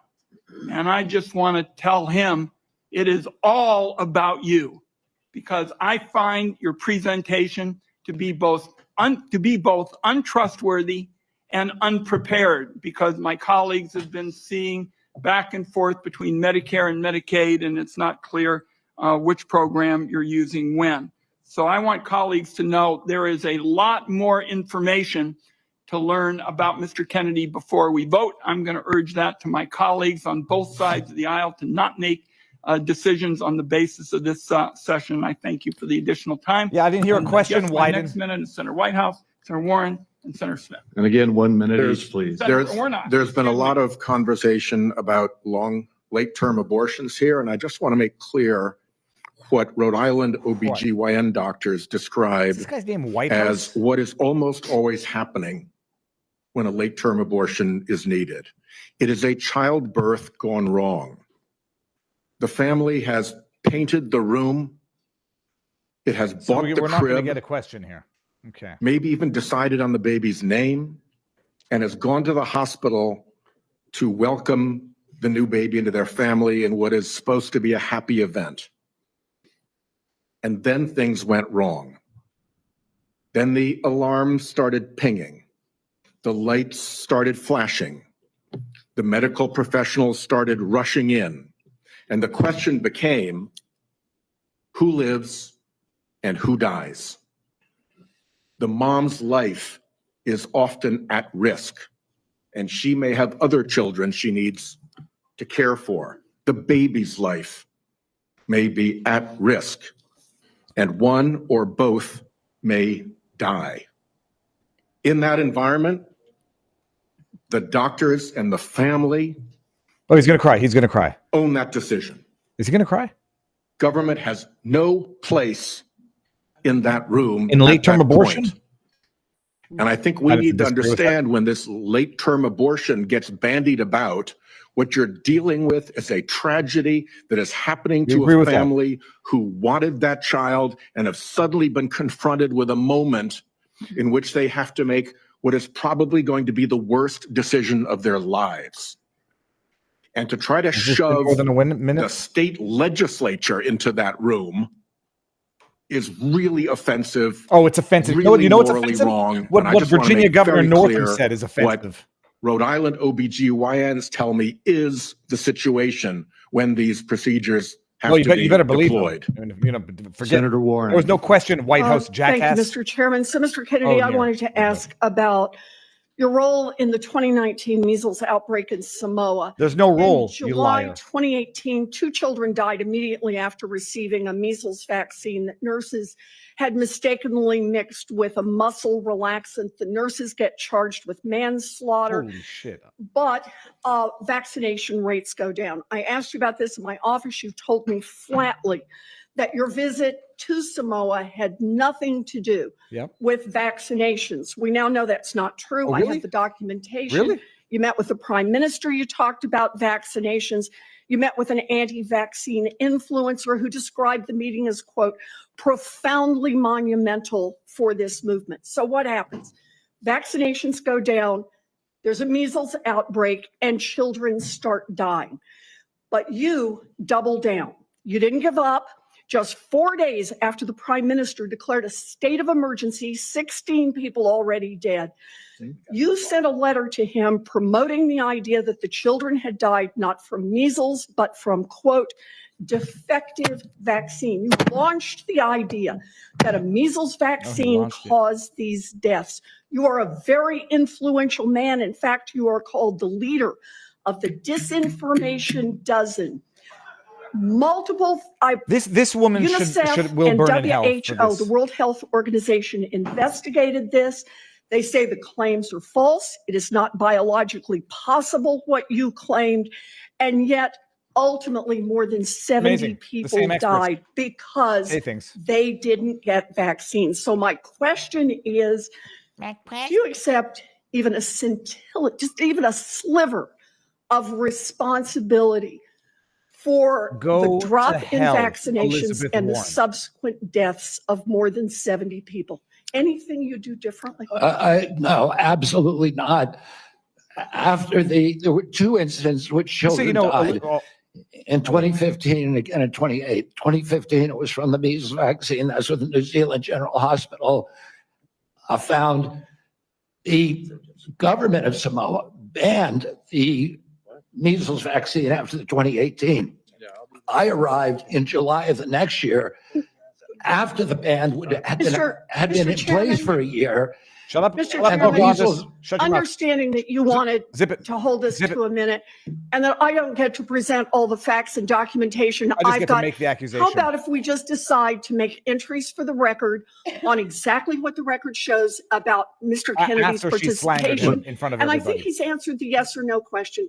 He takes no responsibility. Senator Warren, we will do that. And differently. Mr. Kennedy, and to all the senators, every senator knows that following this hearing, they will be able to ask you questions off the record and you will be able to put answers back onto the record. So please give that answer. I apologize that we're shutting you off for giving a full response right now. Senator Smith, and thank we you. are way over time. Thank you, Mr. Chair. So, Mr. Kennedy, you have said that you want to give infectious diseases a break for about 8 years. You spoke about this with Senator Cantwell. My question to you has to do with avian flu. Over 100 million birds called. The disease has spread to dairy You see how cows, it and there works are now now? 67 They kill them confirmed so they can human say how many have cases been and killed one to death. justify So, how serious Mr. it is. Kennedy, do you intend to give research on bird flu a break? No, I intend to devote the appropriate resources to preventing pandemics. That's an essential part of my job. What do you think is causing the avian influenza? Your ugly face. I think the H5N1 viruses. So that's good to hear, because in a recent book, I will submit this for the record because we don't have that much time. Mr. Kennedy has questioned the scientific basis for germs causing disease and the power of vaccines and antibiotics. I've never cure questioned disease. that, Senator. Well, I will submit that for the Yeah, you'll record. submit. You should. You Thank submit you. your Senator stupid Warnock, lies, 1 you minute. disgusting person. I like the way you said that to the Baptist preacher. Thank you so much, Mr. Kennedy. Based on our conversations, it's my understanding that you support work requirements in Medicaid. In 2020, President Trump approved a proposal from Georgia state leaders requiring Georgians to jump through a number of onerous bureaucratic hoops and fill out even more paperwork to verify work and get access to health care. I ask this as someone who represents a state that has not expanded Medicaid. Federal government, because of this waiver, spent $70 million on Georgia's Medicaid waiver. 82% of that went to administrative costs. The point that I'm making is that the folks that they're insisting need to work, Point you're making. 90% of those folks are working.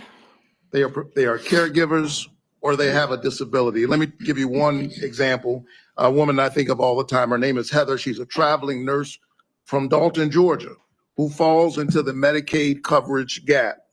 Heather experienced a series of small strokes, leaving her unable to work full time. She's dedicated her life to caring for patients, but now she can't afford her own medical care, out-of-pocket costs, because she doesn't make enough to qualify for tax credits to buy private insurance. What does Heather need? Does she need work requirements, or does she need access to health care so she can finally get healthy and get back to work? The individual that you described would need health care and not a work requirement. Thank you. Thank you. Thank you. And we are done with the questioning now. Mr. Kennedy, I apologize to you, to the audience, and to all of my colleagues to have to rush it here at the end, but we have a vote on the Senate floor that they're going to close in about 3 minutes. I want to thank you for appearing before this committee. Thank you, RFK. You have been accessible to the members and staff on both sides of the aisle of the Finance Committee I concur. throughout a rigorous process. And I want the whole world to know that you spent hours in meetings answering questions outside of this hearing and providing documents and responses on issue after issue after issue. You've gone through the most thorough vetting process that any committee in this Congress puts anybody through. And I think that you have come through well and deserve to be confirmed. I would like to remind my colleagues that the deadline for submitting any questions for the record is 5 p.m. today. 5 p.m. today. And Mr. Kennedy, we ask that you respond to those questions as quickly as you possibly can. With that, I'm going to leave you in this room and run over to vote. This hearing will be adjourned. I still encourage the audience to be polite and respectful no matter what side of the issues you may be on. And Mr. Kennedy, I look forward to working with you. Thank you, Mr. Chairman. We're adjourned. I've never seen him clap like that at the end. I think this was good. Okay, we'll get some final thoughts. So that concludes our coverage from Capitol Hill. Thank of course, you. you saw RFK Jr. doing a great job. Okay, well, you guys you can go over there and check out RSBN's analysis, but here's my analysis. RFK Jr. did a great job. I like him. I mean, he's obviously, I like him. Slanderous, disgusting smear merchants is what they are.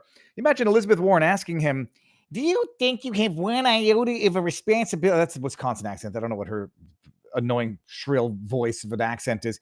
Do you take any responsibility? She took money from the Sackler family who killed easily over 1 million Americans, Purdue Pharma. She has blood on her hands by her own disgusting, stupid, flawed logic.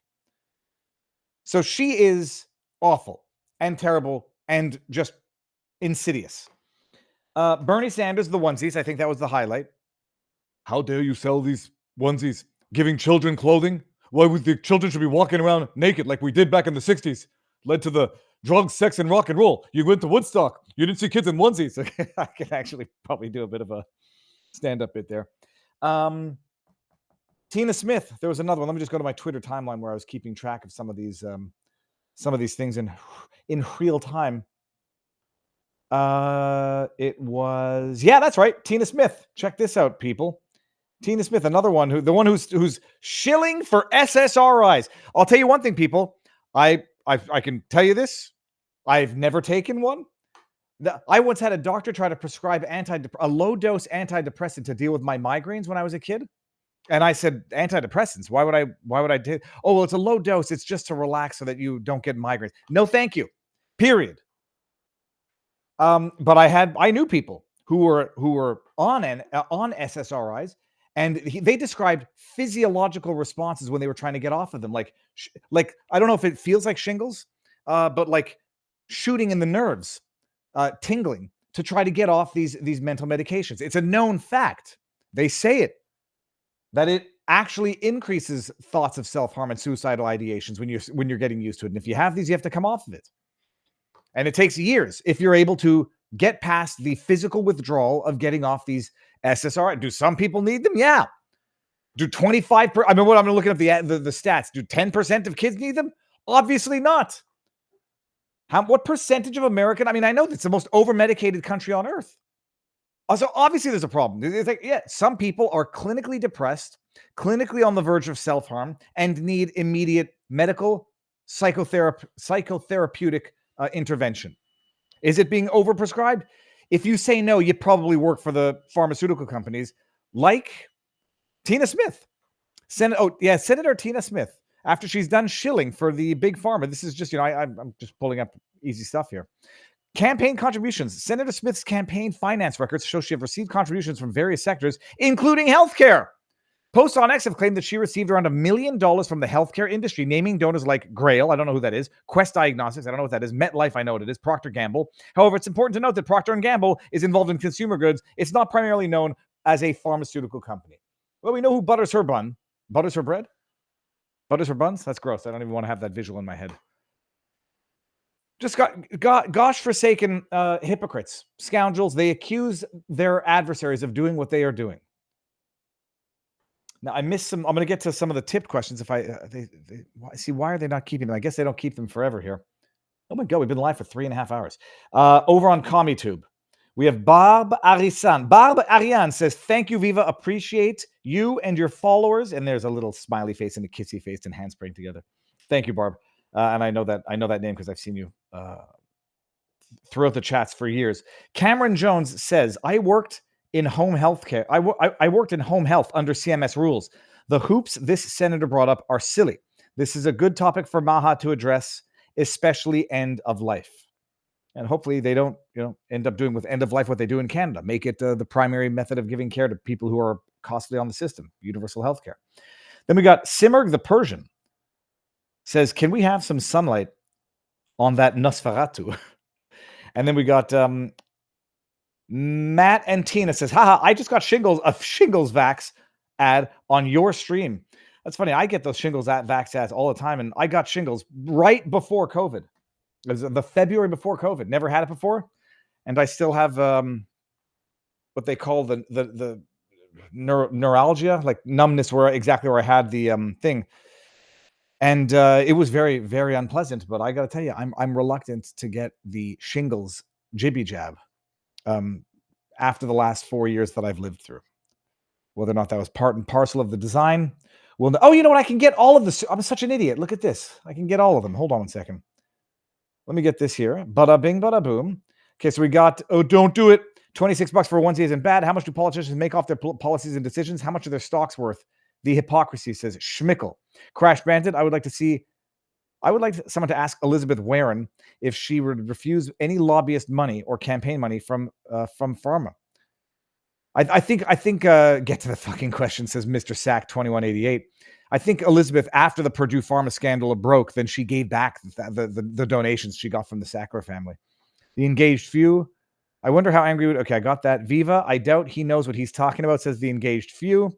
King of Biltong, we got to that. Why doesn't he just tell RFK to get on his knees, drink a bottle of throat spray to help suppress his gag reflex? That's what this pompous lecture is, says the engaged few. It's grandstanding. I'm glad we watched it together because I wouldn't have otherwise been able to sit here and tolerate this for the better part of the day. I'm going to be on The Unusual Suspects at 4 o'clock live. So I'll put that link out.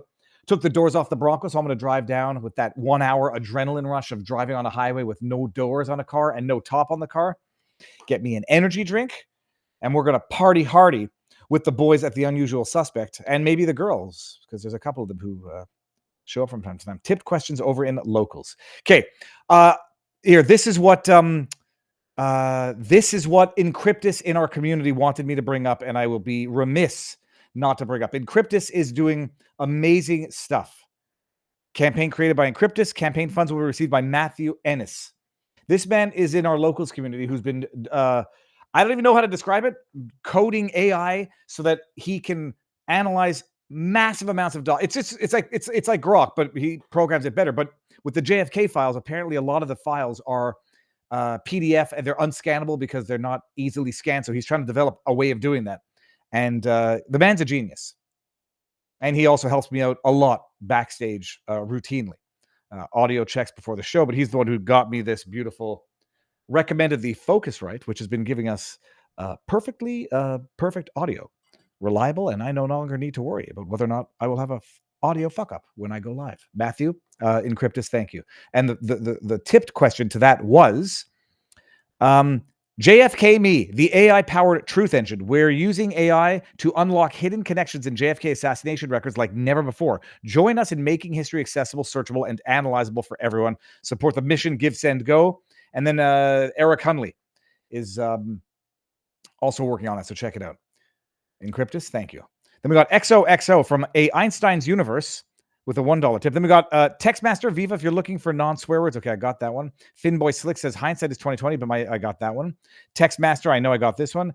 This is all fascinating, Viva, but what's the stance on H-1Bs? Joe Mascu, Viva, please look into the PBM reform, Pharmaceutical Benefits Manager, and behold the greatest conflict of interest the world has ever seen. Joe Mascu, I don't even know what that is to know what to think of it, so I'm going to look at that in a bit. Install unblock origin, or install the uBlock origin. You see, you lost me at install, and then you double lost me at extension. And I won't have YouTube ads. Then we got Encryptus up in the top. I am working on creating the world's greatest single resource for investigation and content creation on the JFK assassination, and am well underway. I require help in the form of resources to bring it to completion. And let me just give everybody the link across all platforms. Link to Encryptus. There we go. Okay, everyone should get that now so that you can see it. Before you leave, people, make sure that you are liked, shared, subscribed. Make sure notifications are turned on. And I'm going to get to, well, I think I've got all of the tip questions over in locals. I've done everything. And now I'm going to get to refresh this here and see what's on the side in terms of comments. Okay, we got a Florida man. We just got into a heated discussion about how he wants to ban all vaccines. Oh, yeah. No, it's just commentary on mute, please. No. I was good. I held my tongue as much as I could, and I used the chat function. But no, if you're here for Viva commentary, then you're gonna get Viva commentary. Did you exfoliate today? Says Down with MSM. Actually, I did. I went to the community pool yesterday with my son because that's what involved parents do, apparently. And I used a stone and just gently rubbed my face. And I think I looked like a crazy person, because I was rubbing my face with a stone that I picked up off the ground. It was mildly rough, but not too rough. And it's already growing back. Got a 5 o'clock shower. But what I like is this. You can really see my... We got my scowl jowls here. And then I got the world is screwed up wrinkle right here. This one. I'm going to be an old man sitting on my front porch with a shotgun. Get those damn... I won't ever say get the dogs off the lawn. I don't care about that, but...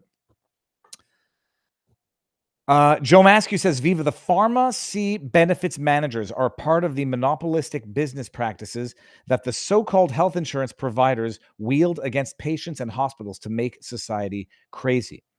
Then we got real name redacted says, Viva, you're doing a great job. Thank you very much. Well, it's much easier to talk when I don't. I wanted to hear what RFK had to say. The problem is I didn't get to hear enough of RFK today because all I heard were a bunch of grandstanding, jackass, buffoon. They are systematically dishonest, disingenuous, lying scoundrels. Systematic. Serenity now. Was there anything else I wanted to mention about those pathological scoundrels? Let me just go back to my Twitter feed. Okay, go back here. So we got Tina Smith. Was her name Tina Smith? Yeah, Tina Smith we got. Ross Ulbricht is on the Twitterverse. And I want everybody to know, if I have muted you on Twitter, I officially no longer see it now because these shirt companies, look, I'm going to show you something. I thank them for it because these shirt companies make it so easy now that I have so many people muted on every post. I got this in the reply. I got this, and then they quote tweet their own tweet because apparently they've already, it's an amazing scam. I don't know how it works. Okay, I'm not showing that one. I'm showing it. No, I'm not showing it. It's on my Twitter feed. What else do we got? So I pulled up the original clip of, oh yeah, here, I did actually want to show this, of RFK Jr. on Lex Friedman. RFK is 100% right. He was in the midst of answering a question. Lex Friedman interrupted him. I'm not saying that like to put shade on Lex, with a follow-up, and they got back to it a little later. Listen to this. And you've said that you're not anti-vaccine, you're pro-safe vaccine. Difficult question. Can you name any vaccines that you think are good? I think some of the live virus vaccines are probably averting more problems than they're causing. There's no vaccine that is, safe and effective. Those are big words. There you go. What about the polio? Words. Can we talk about the? Well, here's the problem. Yes. Here's the problem. The polio vaccine. So that's it. And it goes on. Now they're talking about polio. He was about to say there's no vaccine that's safe and effective for everybody, without any potential adverse events. And then they go on to talk about how, not according to him, but there's good reason to think that some vaccines might prevent that which they're supposed to prevent, but then have incidental effects. So bottom line, what was the name of the dirty, rotten scoundrel? Was it Wyden? It was that guy. You're a liar. And RFK Jr. was right. I got to tell you something. Lex is. I don't want to. I'm not shitting on Lex because you can't shit on Lex. I hear this a lot. Lex is boring. He must have. You can't look. Success leaves clues. So whatever whatever he's doing, that I'm not doing. Well, I said I'm quite happy with my place. I couldn't host in-person interviews in the house. I have to fix that problem. But success leaves clues. RFK. Lex Freeman has done very well, and maybe people want someone who's just going to be Lex's speed of delivery, speed of asking questions. I think I don't have a problem with him. I think people also, I have seen that some people think he's a spook, which like an agent, an asset, intelligence. I don't have a problem with him. I prefer Rogan's. I prefer the guy who I started listening to. You know who I'm talking about? That guy with the mullet. Come on, he was just on Rogan. Tucker Carlson. The guy. It's a good show. It's a good shtick. Viva shit on him. No, I'm not. Corn Macabre. The dude's done very well, and he lands good interviews. I understand some of the critique about his interview with Zelensky, but and he's diplomatic. Who's the guy that I'm thinking about? Yeah, Theo Von. Thank you. I like Theo Von's method. I like the more interactive. And also, Lex is a very soothing voice. One day he'll be doing meditations, 10-minute meditations. You're feeling your buttocks tingling because you've been sitting on it for too long. And that's it. Okay, so what else did I have to do here? What time is it? 2:00. Yeah, no, I got to start getting out of here, people. Call time is 3:30, and because I'm officially not a member of the crew, I don't want to be the guy that shows up late. So 4:00, the unusual suspects. Have I forgotten anything, everybody? Please feel free to snip and clip and share segments, sequences. In as much as everybody's still paying attention, can you put on blast the story of Katie the ostrich farmer who has been summoned by the Canadian government to slaughter over 400 healthy ostriches? I did the interview. I got the information. If any of you think it's a justified demand, may God have mercy on your souls. But for everybody else, please put it on blast and put some pressure on the Canadian government. What else have I been working on? I forget. I'm going to see if I can get live with Enrique on Friday.